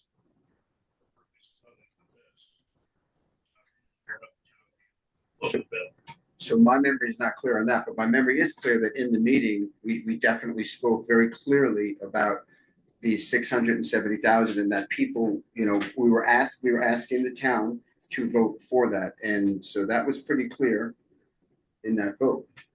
And I the have town- to Deb's point, Yeah, but to I would Deb's have went point, if we, I'd have to read Deb's point. If the 675 was in there, I might have went, but I didn't go because they said it's just a grant money. Weren't no one on my tax. The people that were at the meeting, we made it really clear. I will go back and read it, Deb, to your point, it's a good point. I don't actually know what is in Yeah, there. I'm just saying, it's right, it's a good suggestion. And my thought is that we're operating under the budget that we voted on. Right. You know, the 26 budget. And it seems to me that the right time to address this would be in our budget meetings in January 24. Because, you know, January we 26. can't, I'm sorry, 27. Yeah. Yeah. And on that note, I would suggest that we start doing our budget meetings a few months before. So it's not rushed in 3 days. And we can really, and that's just a thought. I just think we just need more time. We need more time to really think about what this town needs, instead of the regular stuff that we've done and just filling in numbers to a grid that's, you know, slotted in for these things. We're adapting and adjusting and. Selectboard sent a letter to the state back in March confirming that the town has the financial capacity to cover $670,000 as verified by documentation provided for the town's financial institution. What $670,000 does the state think we have? At the time, there were those who figured that we would borrow from our existing funds and then pay them back. Nothing was concrete, but I believe the letter stated to the state that we could come up with the money.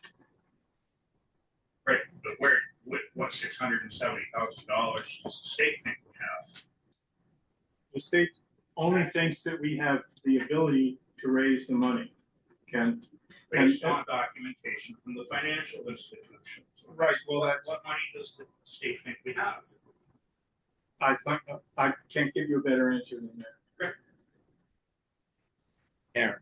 If I remember correctly, the discussion was we need to see what the actual amount we get versus the actual cost. And then I believe it was voted that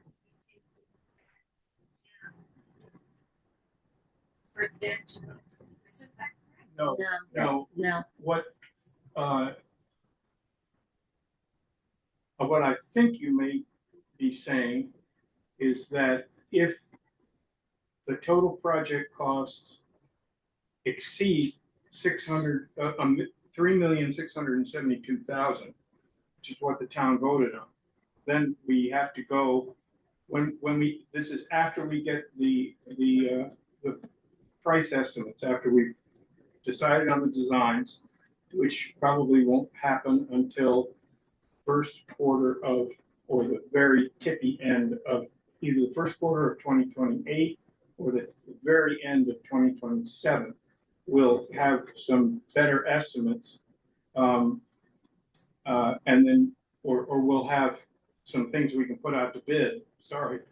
Well, and then when we get the bids back, which will be deep into 2028, at that point, if it looks like the costs are going to exceed $3,672,000, then we absolutely go back to the voters before we begin the project.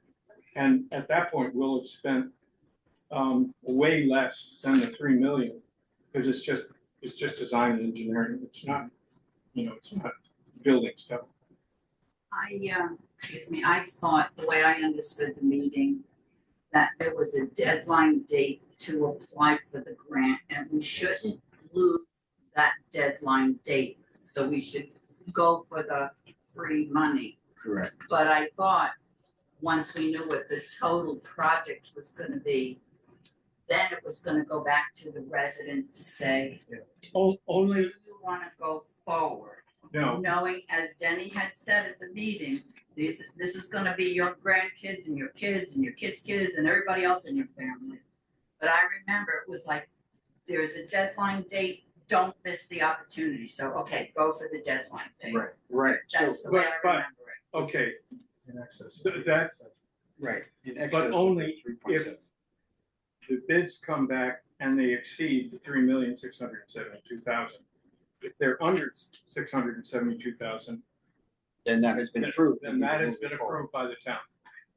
672 was approved. 672,000 Six seventy-two, and the 3 million, is the grant. The 3 million is the grant. the 3 million is the grant, But- the 672. But again, if the 672. project comes back and they say it's, now 4 million or 5.2. But I 5.5. thought we had one more round to go through the townspeople, or do we not have any Oh. more say? Only if the total amount exceeds the 3.67. It's not that whole town meeting recorded by Nat TV. And absolutely, it's on, sure it's it on, is. it's on the I'm sure we can website, listen to it. yeah. So we It's all can there. go back You and- can go back, yeah, it's on the Yeah, website. Should. The Yeah. meeting minutes are also posted on the website. It's all there. What happens on September 30th? Like for an extension to September 30th? In reference to what? Exactly. Well, we're doing the environmental review. Stone Engineering is working on that right now. And we'll have that by, I'm hoping before September 30th. I have a Zoom meeting with Stone Engineering and the state grant people tomorrow at 2:30. So Is that the only condition that has to be met?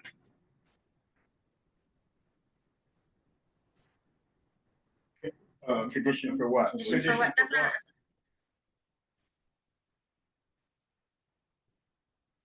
Town asked for an extension to meet the grant conditions to September 30th. an extension for the environmental review.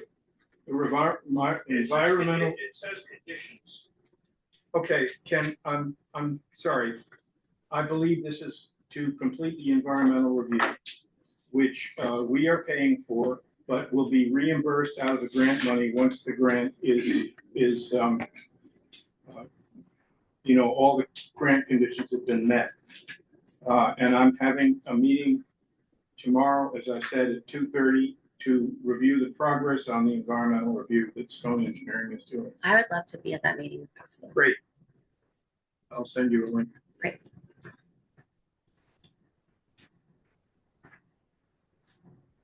So I guess some people will be listening to the tape or rereading the town minutes, and it will be brought up again which way we're going.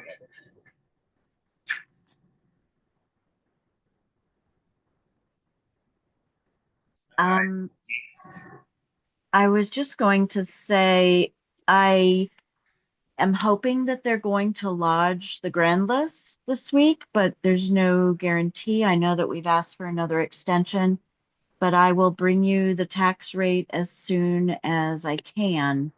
But it does look like we're going into August to get tax bills out. I just can't get too much further. And I think that's all I've got for you on the tax rate. One tangential question regarding the dam bridge program. With the basin report that just came out, in it, they clearly stated that the bridge and the dam should be done. Yeah. And I'm just wondering if that amounts to some sort of state mandate. And if so, could we expect some additional aid from the state? We're already looking for it. Okay. Yeah, that's what Yeah, part of what we just Wyndham got a- Regional Commission is doing, is they're helping Got us get a other. whole list of potential additional grant sources. So that finding may actually help us obtain. Yeah. Karen? I read an article, it talked about the state, and I even have a copy of it saying that the state was mandating it to be written. Then I talked to the woman, yes, somebody's been talking to, that was an AI generated article. I'm reading the actual state report itself. Well, but when I specifically asked her that, she said, there's so much garbage out there that the state. She said, what you're reading is not great. And who did you talk I to? asked about if that's the case, does the state pay for it? She said that's not real. That was special, it's a 296 page report that DNR put out. In it, it clearly says, yeah, dam and bridge. And that's why if the state's mandating that, then own it up. I hear you. Was it something like this? Yeah.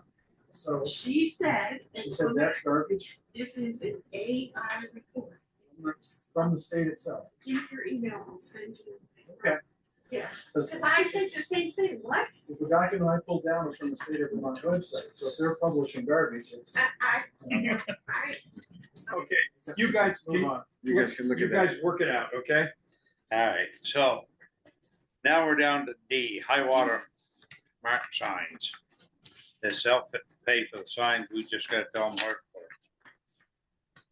And we're not obligated to have them. We are not. It's more of another sign that we don't need to tell. That would be my opinion. I'm okay with not having it either, but. Is there a deadline on this? No, not in the immediate one anyway. Why don't we see what kind of Deadline. deadlines are on for it? Let's.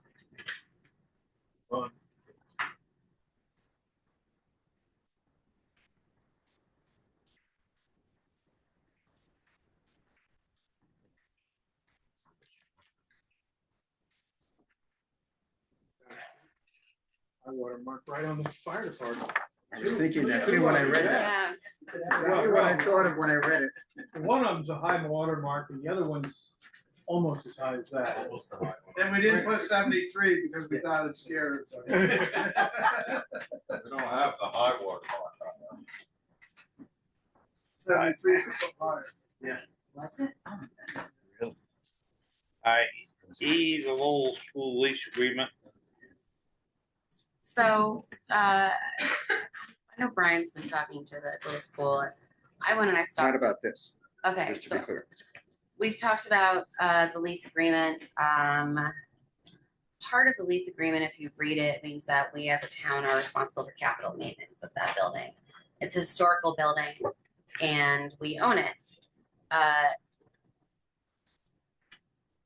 In my tour, there is stuff that has not been done to that building. The roof and the attic ceiling is falling apart, and they have squirrels and they have chipmunks in their attic. And that's where they store all of their toys and all of their stuff for the kids.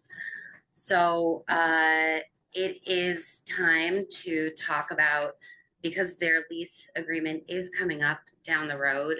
I think we need to, before even signing the lease agreement again, take care of the things that haven't been taken care of before you enter into another agreement on a historical building that needs a lot of work.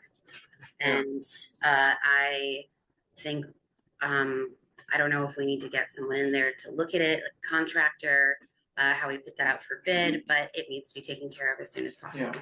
Well, am I reading right? This lease goes through August 31st, 2027. That is 2027, but I'm yeah, not disagreeing. yeah, no, I'm yeah, just saying but we've got moving down, lots of like, time. yeah, like we have time, Yeah. but we don't necessarily really have time to allow morally, in my opinion,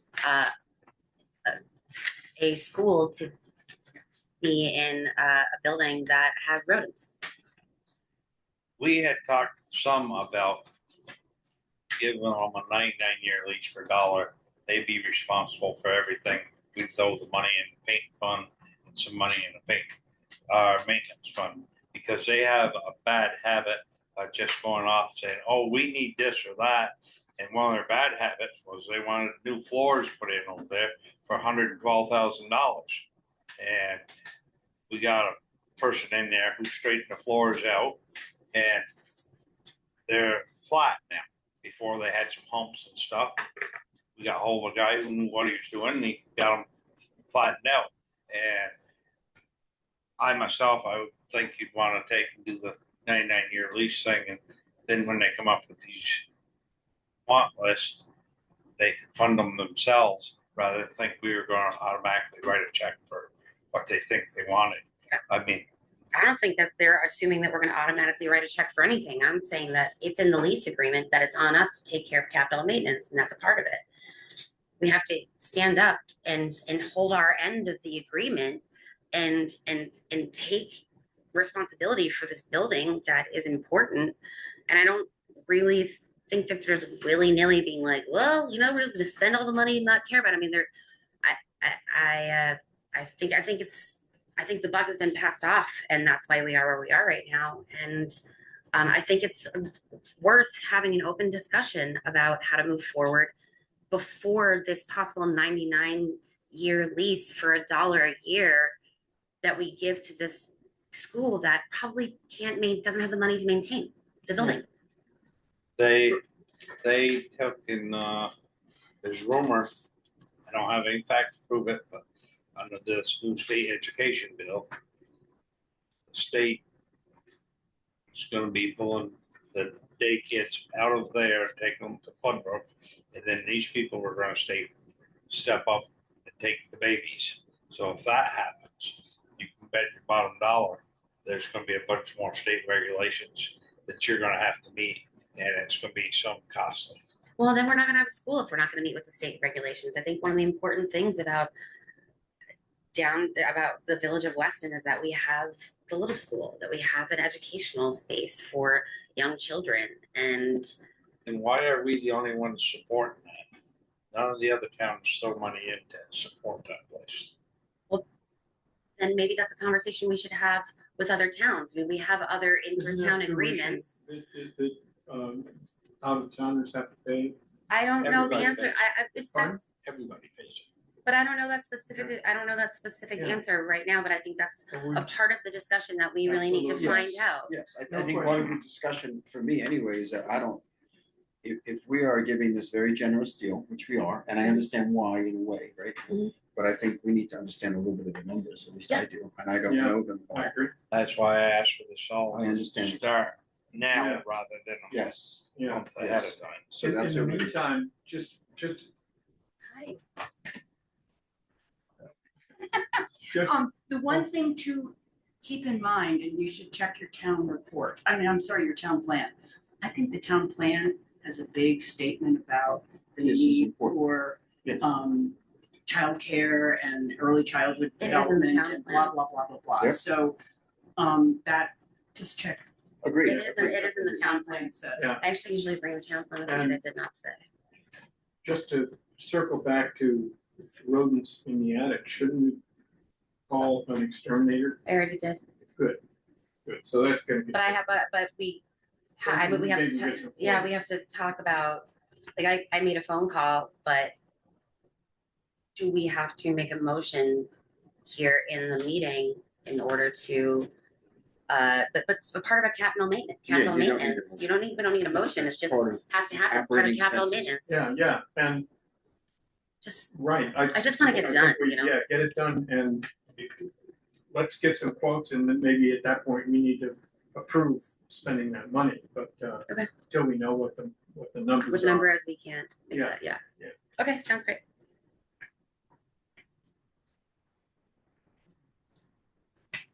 Brian, your radar and speed sign project. Well, Let's talk about it. say that again? So who's shooting you down this year? Well, the speed study, you probably all saw the black lines across the streets. So that is completed. So I was hoping to have Even it though one of those lines was coiled up. it broke. I know, I reported it the day I saw it. But they did have it down for almost 2 weeks for that, Yeah. because because the first week that we put it down is when they were doing a lot of pole work. And so everyone was going through the town at about 10 miles an hour. So I said, well, we're not counting that. So anyway, Colin has been very good at doing it. So I'm waiting for a report. I don't have it yet. They should be giving me a report. I thought I'd have it this week, but they're working on it. I was just told by Chris, I think Chris Campany, that it's coming like today or tomorrow. So I'll have a report on the results of that study and then we'll take it from there. Hey, Karen has a question. we've got Karen. Yes. Two questions. Well, how many black and red dump trucks does Weston own? How many dump trucks that are red hat and black? Weston own? Two. Okay, so yesterday, as you know, I live on Route 100. Some pictures, and you can look at 3 of these pictures. This is one of Weston's dump trucks. I tried to catch it going after we turned at your house, going towards Loveland. I got up to 65 miles an hour, took a photograph of my speedometer, never got to him before he turned to Andover. When I turned to Andover, I never saw him again. This is our dump trucks speeding. Now, I'm not saying they're the only ones, but this is gonna stop. Karen, when you're taking these pictures, are you going at the speed you're going to catch up to them or? Yes. All right, see, To wait a minute. To see Wait a how minute. fast he's going, because I. Yeah, but Karen, if you're driving, I think what Denny asked, are you going at the speed you had to go to catch up with it? And you said, I never caught up to him, okay, but I was You- going 60. okay, but you did, never Okay, so mind. no- Okay, So that's I have a the question. answer. Were you? No, this is a legitimate question. I'm curious about the scene. Like, what was it like when Karen Cerrone saw this dump truck going down the street? Did she see it? Was like, I'm gonna jump into my car, get her keys, then get into her car, then turn on the car, and then back out, and then go up the mountain, and then take this picture at 65 miles an hour, and then be like, I never caught it. I'm just curious about what the scene is here to have So- perspective. If I'm standing in my front yard, these, Here and you not just our dump trucks are going so fast, I can't read what's on the dump truck. And I've tried for a week. But there's also I'll tell you M&M what, excavation Karen, that goes through So there. I went to this, to. Karen, Can I say something? Can you guys hear me? Oh, yeah, Hold on. Jason has something to say. hold on. Sorry, Okay. Jason. Hi, if one of my employees is speeding in a dump truck, I'm definitely gonna say something because there's no need for it. As far as I know, I've never had to drive the dump truck over 60 miles an hour anyway. I don't know if it's governed or not. I've like I said, I've never been over 60 miles an hour with the truck anyway. But I will look into it and I will make sure it doesn't happen again. And in addition, I've got a radar gun, Oh, yes. so I will give it to you. Okay? I would like to have someone take a picture of Karen Cerrone holding the radar gun. Yeah, there you go. Please, like, I need a picture of that. Like, please, or take a selfie, Karen, I please. actually went down to the corner and waited to see the name on the truck. Is that what happened to your list? Oh, no. No, but, I mean, Pulling the trigger on the radar gun. yeah, that, Okay. Karen, I'll get it to you. Easier to get the plate number than it is to sign. Speedy is what Yeah. I might have actually done. But there is one Weston dump truck that goes very slow down the hill, I will tell you. Okay, we have to. Yeah, look. Well, average them out then, Karen. Well, if they're speeding, I'll make sure they don't do it no more for sure. Thank you, Jason. No problem.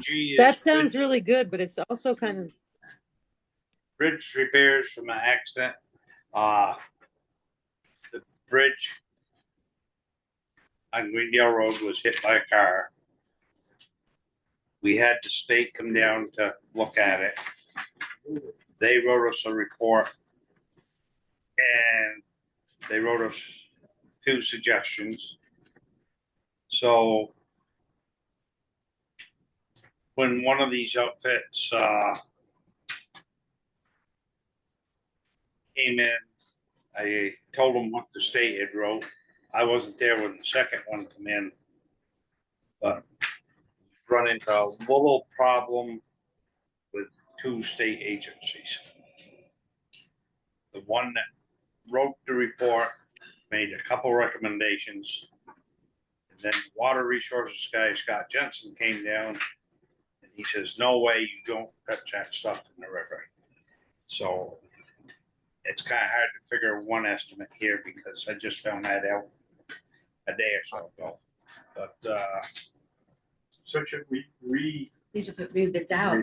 well, put it this way: one outfit's already scheduled this work for October, and winter will be here upon us. And one guy broke it out so much for repair for car damage. Then he put in railing, bridge porch railing for another price. And then he put the price for riprap under the bridge. So he's got it all broke out. You might be able to break it out from under this one here. You've got mobilization, traffic control. They're not quite the same breakdown. No. So I'm not pushing one way or the other, but another 2 weeks. I don't think you really want them doing cement work after 1st November, but maybe.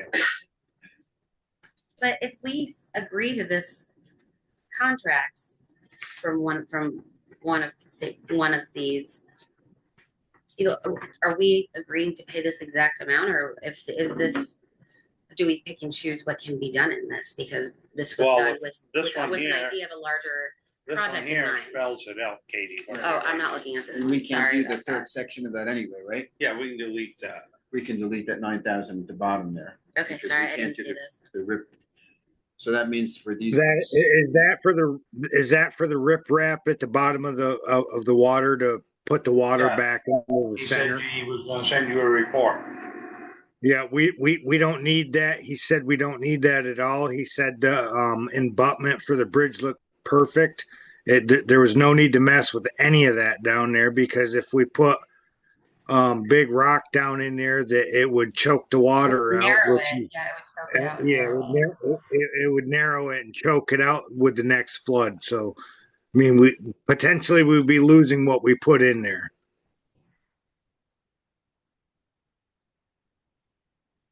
Doesn't the woman's car insurance pay for this? Well, see, we have to. Yeah, but we have to accept a bid for the company in order to submit it to the insurance and for them to pay. But we're not actually on the hook for it. No, this person's car insurance is going to pay for it. The only thing we're gonna be paying for is there's on both ends, there's gotta be guardrails. That should have Which been weren't there. That's on us. That's the 13.6 on this, right? That's the second project. So this one for And that. you're talking about a guardrail that runs down the rails that are on the bridge, correct? No. They run through the gravel and stuff as it makes a Y as you come onto the bridge on both sides. The four corners. Kind of something like you got on the first bridge. Gotcha. What about armoring the bridge with guardrails down the edges of them? Narrow. Because they did say something about that too. You're talking different bridge. You're talking different bridge. The report on the first bridge. Okay, I was thinking it was for the two bridges, but okay, that's fine. You're talking the first bridge. Okay.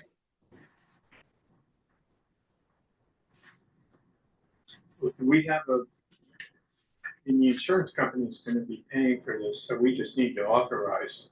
Do you have a feeling about which of these guys would be a better? They both do bridge repair. And, you know, like I said, I'm looking at time factor for winter. Yeah. So am I right that the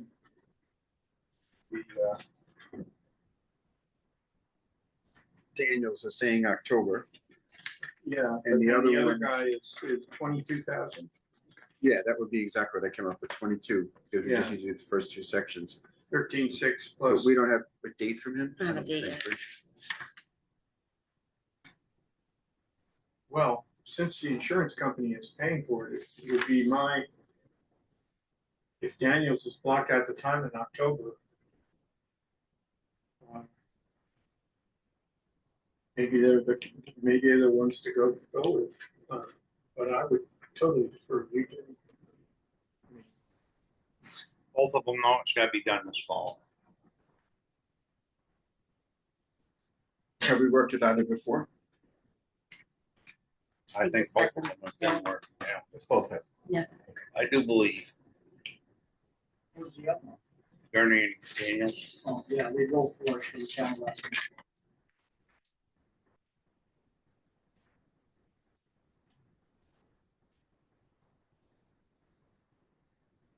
Okay with either? I think it's 6 1, half dozen the other, as far as I can tell. Daniels does very good work. Should we call them both and just get a confirmed date on when they're available and take it from there in terms of making sure that it gets done earlier? As you said, we're getting close to they start in October, are they gonna be done? But you said 1 week, they should be, right? You said it would be probably about a week, or that's what they're Yeah. saying. I just wanna make sure we don't choose one that's not gonna be able to do it. Did you by read the default. email from Gurney? Can Patty? I Sorry. I feel like we should. That reach is out. the email. Because I thought he said something about some other stuff in there, okay? Gurney? Oh, wait a minute, no, I didn't put the email.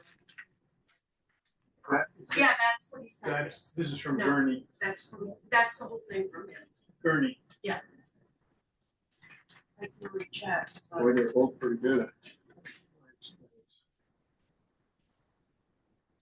So, with not having as much knowledge as people in this room on bridges that I and repair, I would feel comfortable if we reached out to them and got a cemented end date as Brian has suggested. Then we can make a choice on that. All right, On let's the leave it this way. Patty will make a call, find out from Gurney when they plan to do it. If they're later, goes to the other fellow. Okay. If they're earlier, and his prices are the same, goes to the other one. Sounds good. Sounds great. Makes So sense. call Bernie, find a time frame. Yeah. Mhm. Thank you.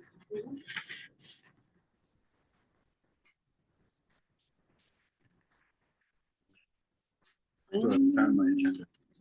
I hid mine. Flags for July 4th, I guess. I think Jim Linville has something to say on this. So I reached Oh, out. found it. Got it. Yeah, just a quick report. I reached out to some friends in Londonderry, and it turns out that the Wantasticate Rotary Club in Londonderry puts up the flags in Londonderry and South Londonderry, and they would be willing to do it for us as well. We need to specify the exact number of utility poles that we want flags on. And apropos of nothing, they were hoping for about a dozen. So we need to identify those poles, contact Green Mountain Power to get permission to use them. And we'll also need to pay for the flags and hardware, which is about $100 per pole that the Rotary will purchase. And they will hang the flags, take them down in the fall, store them and re-hang them the next year. And, at some point, they wear out, and we're gonna have to come up with another $100 a pole. So we need to get this going, we gotta obviously make a motion and we gotta designate someone to identify what poles we're going to, Well, before we do that, I want to talk about where the money's coming from. Where's the money coming from? Is we don't have a beautification committee. We talked about it last time. There wasn't any offer. We don't have it in the budget necessarily right now.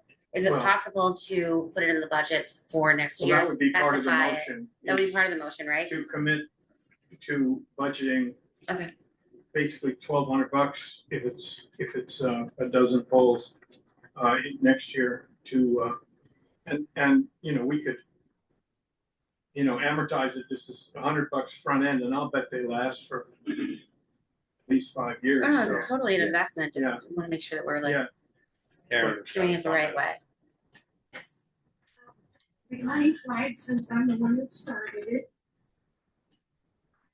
A picture of our town office, which you all know we love. And then a picture of Ludlow. They had the US flag and the Vermont flag. And my research, I don't know where they're coming up with $100 for the cost, but that's pretty high. The Rotary Club that they're going to do it, they gave them that cost. Well, a flag is like $27 with hardware. But federal guidance and prevailing municipal policies effectively ensure that US flags are prominently displayed on most state and local government properties. And of course, compliance is, you know, what you do with them. There is no Vermont flag over here, and this one, poor guy needs to be retired. As he's faded. Too much weather? Something about flags, and they look nice on the pole. A lot of them get ragged and they don't get taken down. But if you're gonna leave a flag up at night, it is supposed to be lit. So now we have to All budget these in like, towns that leave them up, it's wrong at night. If you don't light your flag at night, and I've said it before, and I'll say it again, almost 1 million people have given their lives for this flag. All we can do is respect it, and we need to adhere to that respect for our flag. so we should put into that we should talk about getting solar powered lights that can be attached to the flags to shine out. Or take them down. Take them down every night? Yeah. Who's gonna take them down every night? I'm not gonna take them down every night. Put them up every morning. Do you wanna put them up every morning? I'm not doing it, no, but I'm telling you. I'm just saying like that's a great, it's a great I've raised idea, and but lowered the flag more times than you can count. and thank you. Thank you, but also at the same time, if we're going to make a motion, we have to be specific about what we're gonna make a motion about. And if you're saying that it says that we're supposed to be lighting the flags. Well, we got two different things. Let's Is it? focus on putting the flags up in town for the 4th of July weekend by the Wantastic Rotary Club. I think we ought to deal with that. And then if there's some issues with town or post office or whatever. I think you're saying even the town flags that are up and down the main street, you believe should be lit. Should be is what lit, you're saying. absolutely. And that's not something that we are ever gonna be able to, I understand. right, so. I believe those, all due respect, and trust me, I'm a member of the school. They changed the lighting regulations on flags over the years. And I agree they should be lit, but, you know. Aren't there poles out here on the street that have lights on, street lights on them? So why don't you pick those poles to put flags up? It's not a bad idea. But also, Just like- It's a good but idea. another thing that just came up is the veterans go through all the cemeteries and plant flags on the headstones, and they're not lit. So somebody can do research if they want. And there's also more like 22 flag telephone poles you could put them on. So if somebody needs to count. Exactly. That's. But we're paying That's- $100 a piece. But So $100 I am Okay. going to move that we commit, we thank the Wantastic Rotary for their offer.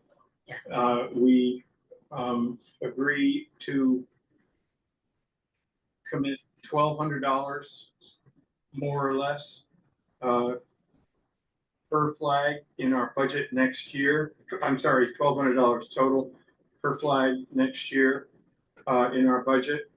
so that we can reimburse the Rotary Club for their purchases, and that we designate someone to identify the poles and our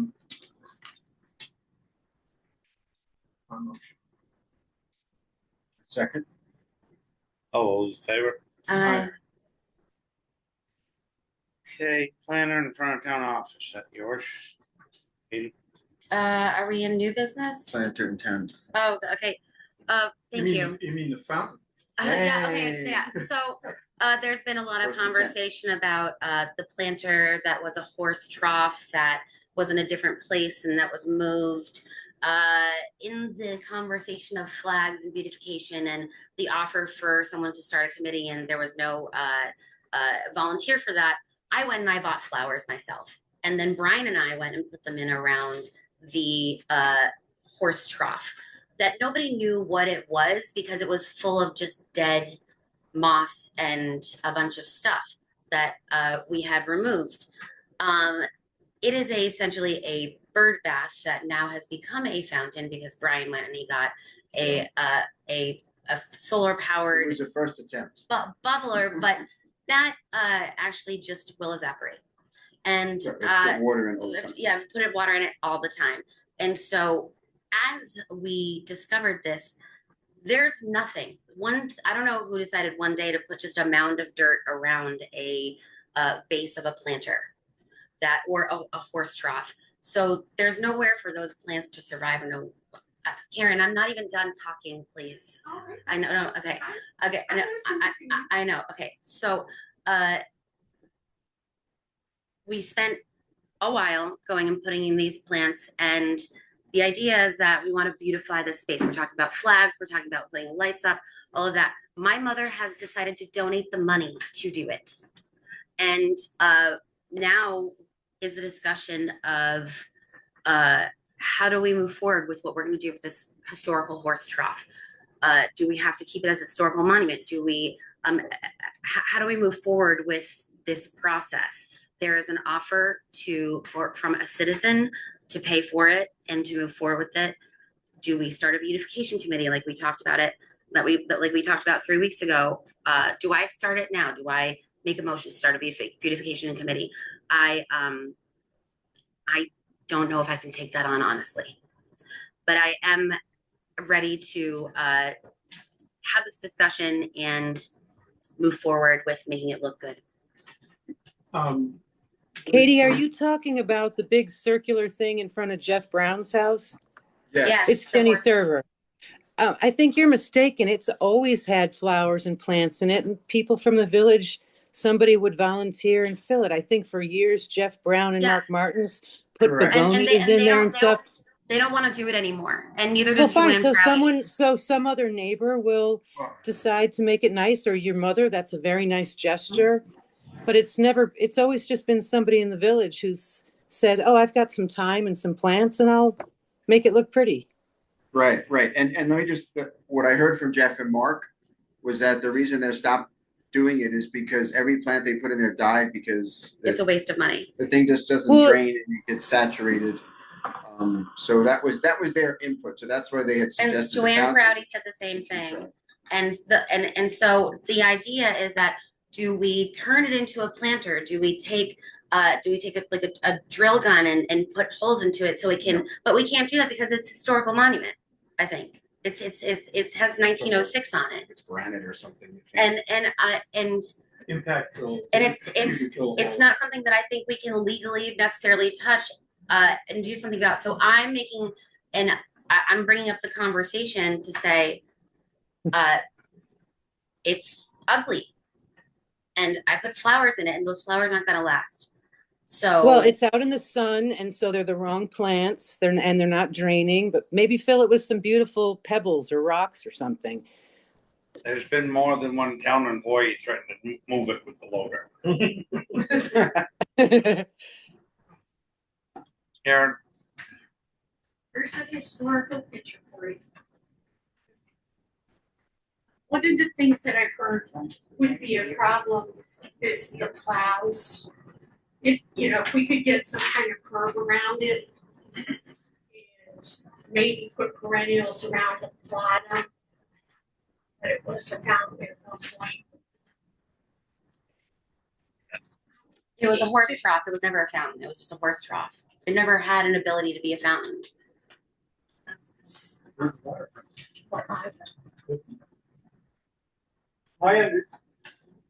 mean, we're. My understanding was, and I haven't seen that I saw picture, that it was spring fed at some point. There was a spring line, an old lead line that ran down through there and fed water into that. Was that before it was moved over here because it used to be somewhere else? That picture clearly shows. That picture is it was somewhere else. No, the bridge is in there. Yeah, it's there. The bridge is in there, Katie. So. And if I can finish my Yeah. conversation, so Mildred Orton, who lives where You used to live there. Browns, she took care of it, and she always had plants growing. Mm-hmm. The grass area around that used to be much bigger. Yeah.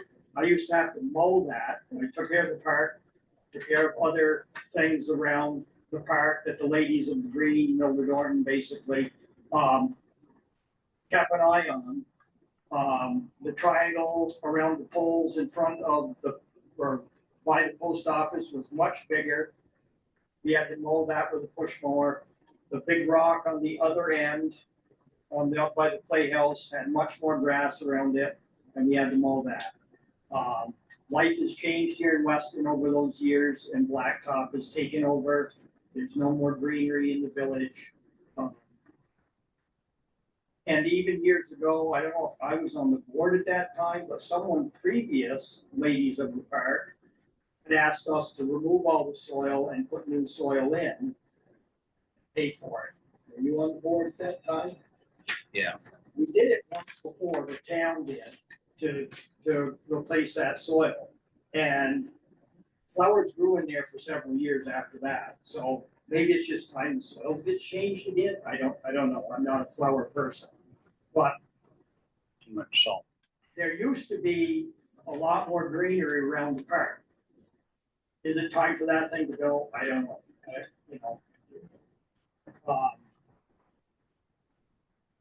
So,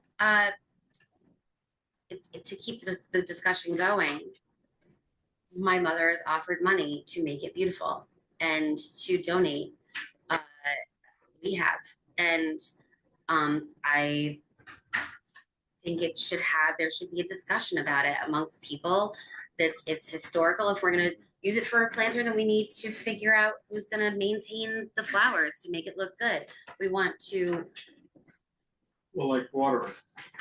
Water them, but designate it. I mean, it seems like everyone is complaining about it being ugly, and there's a lot of history there, but we don't have Mrs. Orton here to do it. And it's very bad. And I agree with you, but that's why we're talking about it. So, but now I'm here trying to help, and I'm doing the best that I can, and that's talking about it and being honest. And saying, how do we move forward and make it beautiful? That means that we need to talk about it and have an open discussion. And, let's put it on the agenda for a month from now. Yeah. It would be, I wonder, is there like a horticulturalist or somebody that we could get some, consult with to see what. And also, do we have to talk to the Western Historical Society? You got 2 or 3 of them in town. Yeah, probably. So, I have heard that there's no enthusiasm from the ladies on the green to take this on, so. Just. The perennial thing and native wildflowers. If you have a barrier, I'm assuming they salt that area. Oh, yeah. So if you had a Salt it. tall enough curve, Of course. maybe it would affect it. I don't really have anything else to say right now about it. Yeah. I think we keep thinking about it. Yeah, I think you're gonna have to do some more research on it and thinking about it, but like Dwayne says, things have changed years ago when that horse trough, there wasn't salt on the roads. This and that. People had more time to take care of that type of things. Nobody has time anymore. All right, we're gonna go 15 guards. Jason wants to add more cameras and a wall for his office up for discussion. He wants wall so he can lock up the computer and other documents and stuff. Right now, you walk in there, anybody can see anything and everything. And Do we have any kind of a price? he'd take it out, building maintenance, that he'd build the wall, keypad cameras. I have to get a price on. Yeah. The cameras have to be hardlined. So they can't be hacked. The cameras can be used with the new thing that was just put in the internet. Yeah. Great. And so we were talking about getting 3 new cameras and putting them in the back, on the side, and then in the walkway, right, Jason? I'm thinking one camera down by the salt shed would cover the salt shed and the sand pile, so I can see who's coming in and out. So scratch 2 of those cameras. And I think we need to talk about changing the locks as well, but that's not on here, so. So we need to get pricing for some of this stuff? Yeah, we need to get pricing, I think, for this. Guess you need a price for a keypad, whatever more you want on cameras. Yeah. Okay. But short of making a motion, I would suggest that once you get a price for these things, we're more than likely to approve them. Yep. Okay. I did talk with the computer tech this week. He came in yesterday and did the internet booster so that I had the camera working on the fuel tank and stuff like that. So an extra camera for the back wouldn't cost that much. So they're fairly cheap. So, and that's what the tablet is for, to get rid of the computer out of there, because basically the computer that's in there, everything is shorted out on it. It's I mean, it works, but it doesn't work. It works when it wants to. So do you need a new computer, Jason? I think so. I would get rid of the computer and just keep a tablet, which would eliminate building a wall. But we have to have a hardline computer. We have to have a computer because it's hardline into the system. You can't just have a tablet. It's a security issue. You have to have a hardline to the whole system. So it sounds like, just throwing out numbers here, it sounds like we're not talking more than $4,000 or $5,000. So no, it'll be a lot less than that. 3,000, 2,000, 2,500. Probably, I'm going to say 2,000 to be safe.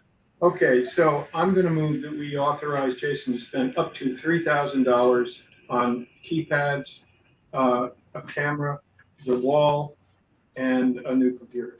I second. Discussion. All those in favor? Aye.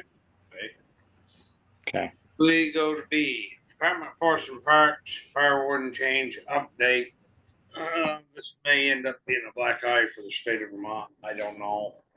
I understand that there's resistance building to what they did.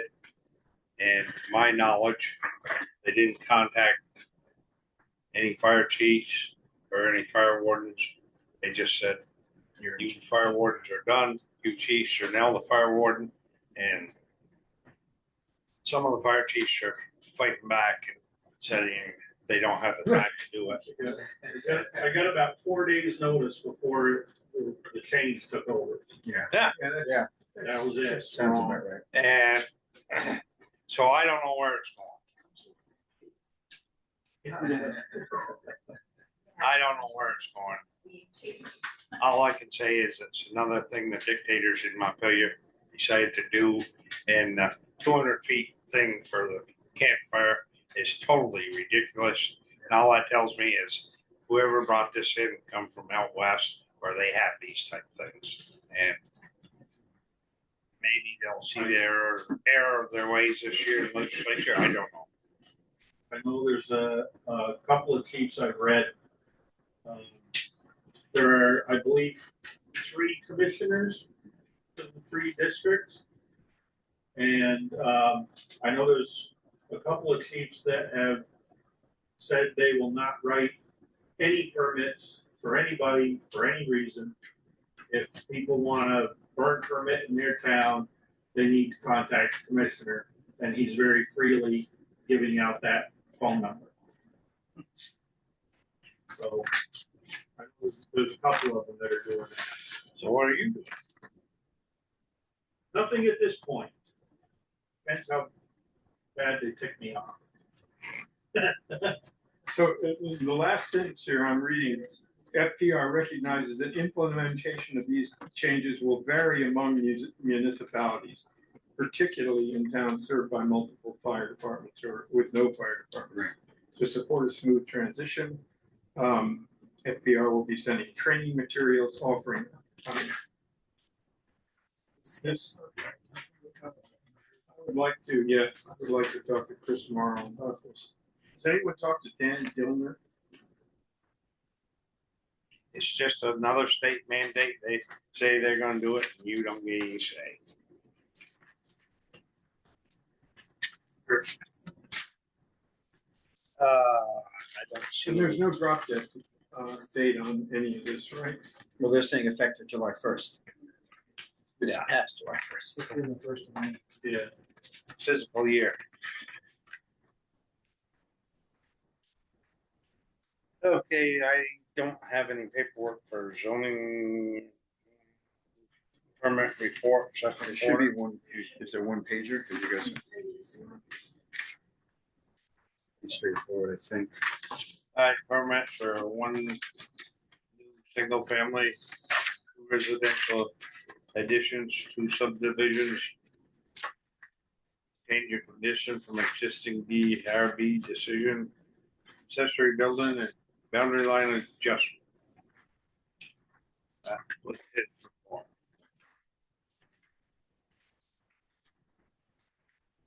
Alright, there's been a suggestion that we do some restructuring of this select board to discuss area responsibility for individual members to be assigned liaison address issues that come up between scheduled meetings, areas of responsibility, which might include roads, full school, bridge, dam, community association,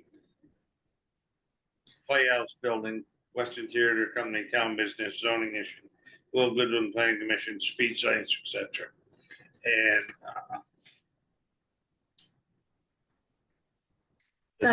So I this came up because in us as a new board, we're some, 3 of us are new, 2 have been working in this capacity for a long time. And the idea is, how can we be the most effective and the most efficient and not step on each other's toes and have our own corners that we can come together and discuss. So the idea, and it was Pam who did a little research and then brought it to me, and the idea is that we want to designate liaisons, a point person. So there'll be a point person for, like, say Brian would be in charge of HR, because he's got a history in that. Denny would be the point person for the road crew. Jim would be a point person for V-Trans.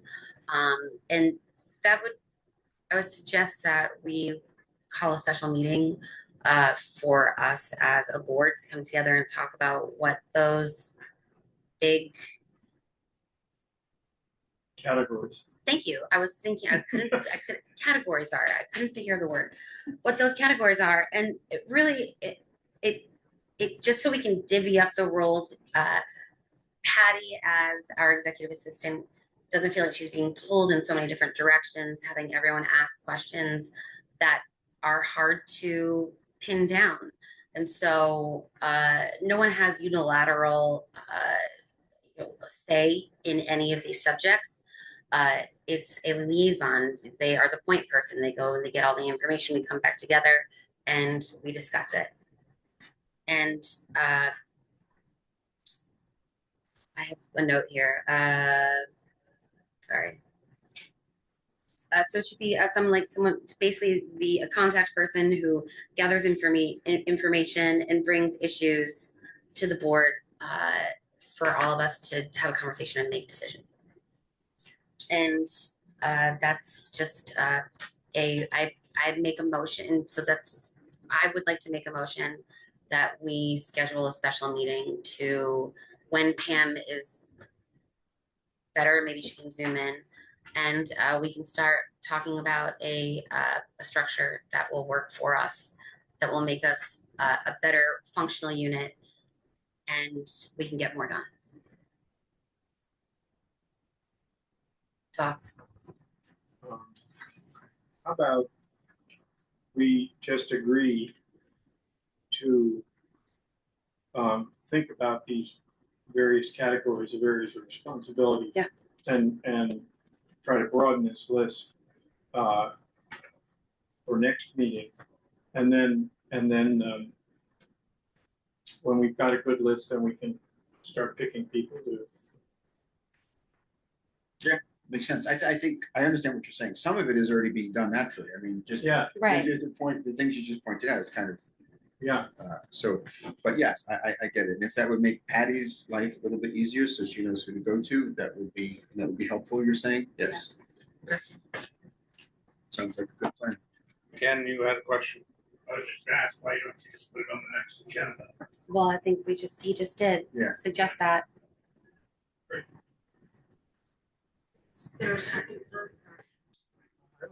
We don't have a motion. We're just gonna put it on the agenda. I make no, that was I retract that motion. Yeah, motion didn't get. Yeah, motion did. Yeah, there's no motion. Sorry. Yeah. Sorry. All right. Western Community Leadership Summit nominee. Is that what you and Pam said you both wanted to go to? Yeah, I couldn't make it last year. I had a personal thing come up, but I would really like to go. Pam would like to go. She's not sure where that is right now, but if we can both go, that would be great. So I'm going to move that we nominate Katie and Pam to attend the Community Leadership Summit. Great. As representatives of Weston. Second. All those in favor? Aye. Aye. All right, now we come down to this. 2 weeks ago, there's an issue came up about use of this building. And I said no. Then Jim got hold of it. He and I had discussion, and I was pretty adamant. No, for several reasons. You couldn't secure the upstairs. You didn't know who was coming in, regardless of what organization there is. There's always two bad apples. And we were having an issue with the toilet at the time. I don't know if it's been fixed or not. And so it happened to be 19th. I just figured town office was closed. Monday I find out he walked in, asked for a code. I never received a phone call. It pretty much told me that my time isn't worth shit. I come down here, I spend time doing stuff, and I get no support. Been here about 30 years, and so now it's time for me to retire. Goodbye, everybody. Denny, as I've said to you before, I don't want that to happen. And Denny, your time here is worth a lot. We do support you. I understand the situation did not go the way you felt it should, and I don't argue it, but you wouldn't do that. We need you. What Mr. Linville did was not just a knife in someone's back. It was a prohibited act under the Code of Municipal Conduct. So this is an ethics complaint against Mr. Linville for misuse of government resources. This is a complaint against were essentially the same thing. No one had authority to be messing with door codes to this building. Who messed with the door? I didn't mess with the door codes. You said you scrubbed the codes. You had no authority to do that. He had no authority to do what he did. And I don't know how many times I've been in here complaining because someone decided to take care of something on their own. So, two complaints about that. Great. And a reminder that for conflicts of interest that are brought up, there's a procedure for that also. So I don't know who the ethics liaison is here in town, but they need to get these because you guys, you don't treat each other right, you do what you want. And that's part of the dysfunction of this town. So, because your resignation has not been accepted yet, please go to the ethics liaison. Well, I got this letter from the staff attorney at VLCT. Control of the building is given to the select board. The majority of the board, it's not up to individual decision of the chair, vice chair, or any other single board member. In other words, the majority of the board must vote to make a firm decision as to what after-hour access will be. I was not sure what this labeled this question. We had the Western Theater Company ask if they could use the bathrooms for the building after hours. The chair, Denny, decided not to give them access to the building after hours for two reasons. We have an upstairs to the building. We have no door lock to that area, and due to sensitive documents in that area, if they have access to the building with no staff in the building, they are free to wander upstairs. We have ongoing plumbing issues. Chair made a decision until it could be discussed at the next select board meeting on June 23rd. The vice chair came in, overrode the decision of the chair, asked for a code for the door from the assistant clerk, gave this code to the Western Theater Company to use. If there are any violations over him overriding the chair. As of June 23rd, the meeting was decided to the after hours not be given to the reasons mentioned above. The select board member had already code removed from the door. No further access was given. So, Patty, you can mail these.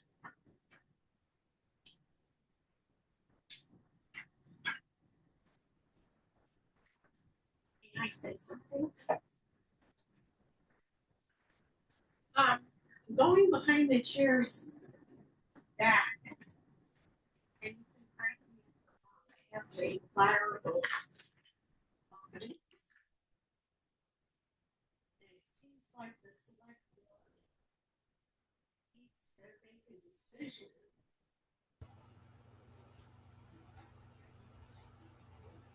It's fine in that the chair had made a decision that he was undercut by another select board member. So I think the select board needs to decide if they want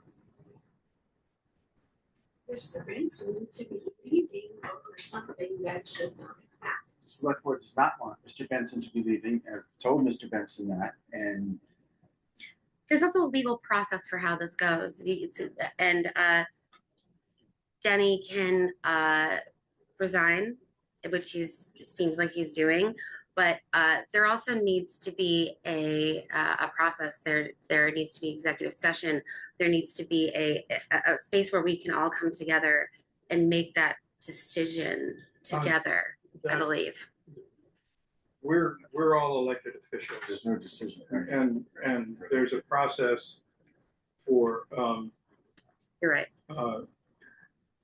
For basically kicking an elected official out. Right. And you have to call a special town meeting. First of all, you need to get a petition from basically 15. No, a petition which I think is, in our case, would be about 70 signatures then you have to have a town meeting, call a town meeting, and you'd have to have a majority of that town meeting, that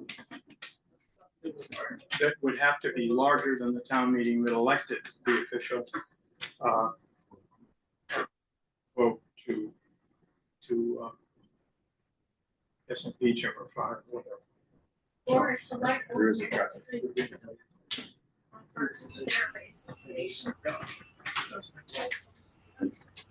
Well, That's right. so Jim, it falls to you as vice chair to come and finish the meeting. Yeah, It does.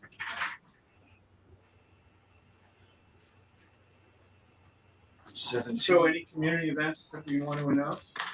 I think Nothing. we have a library We have announced. a library announcement and that has been made. Yeah. Okay, do we have a motion to adjourn? Motion to adjourn. I second. All in favor? Aye. Aye. Aye.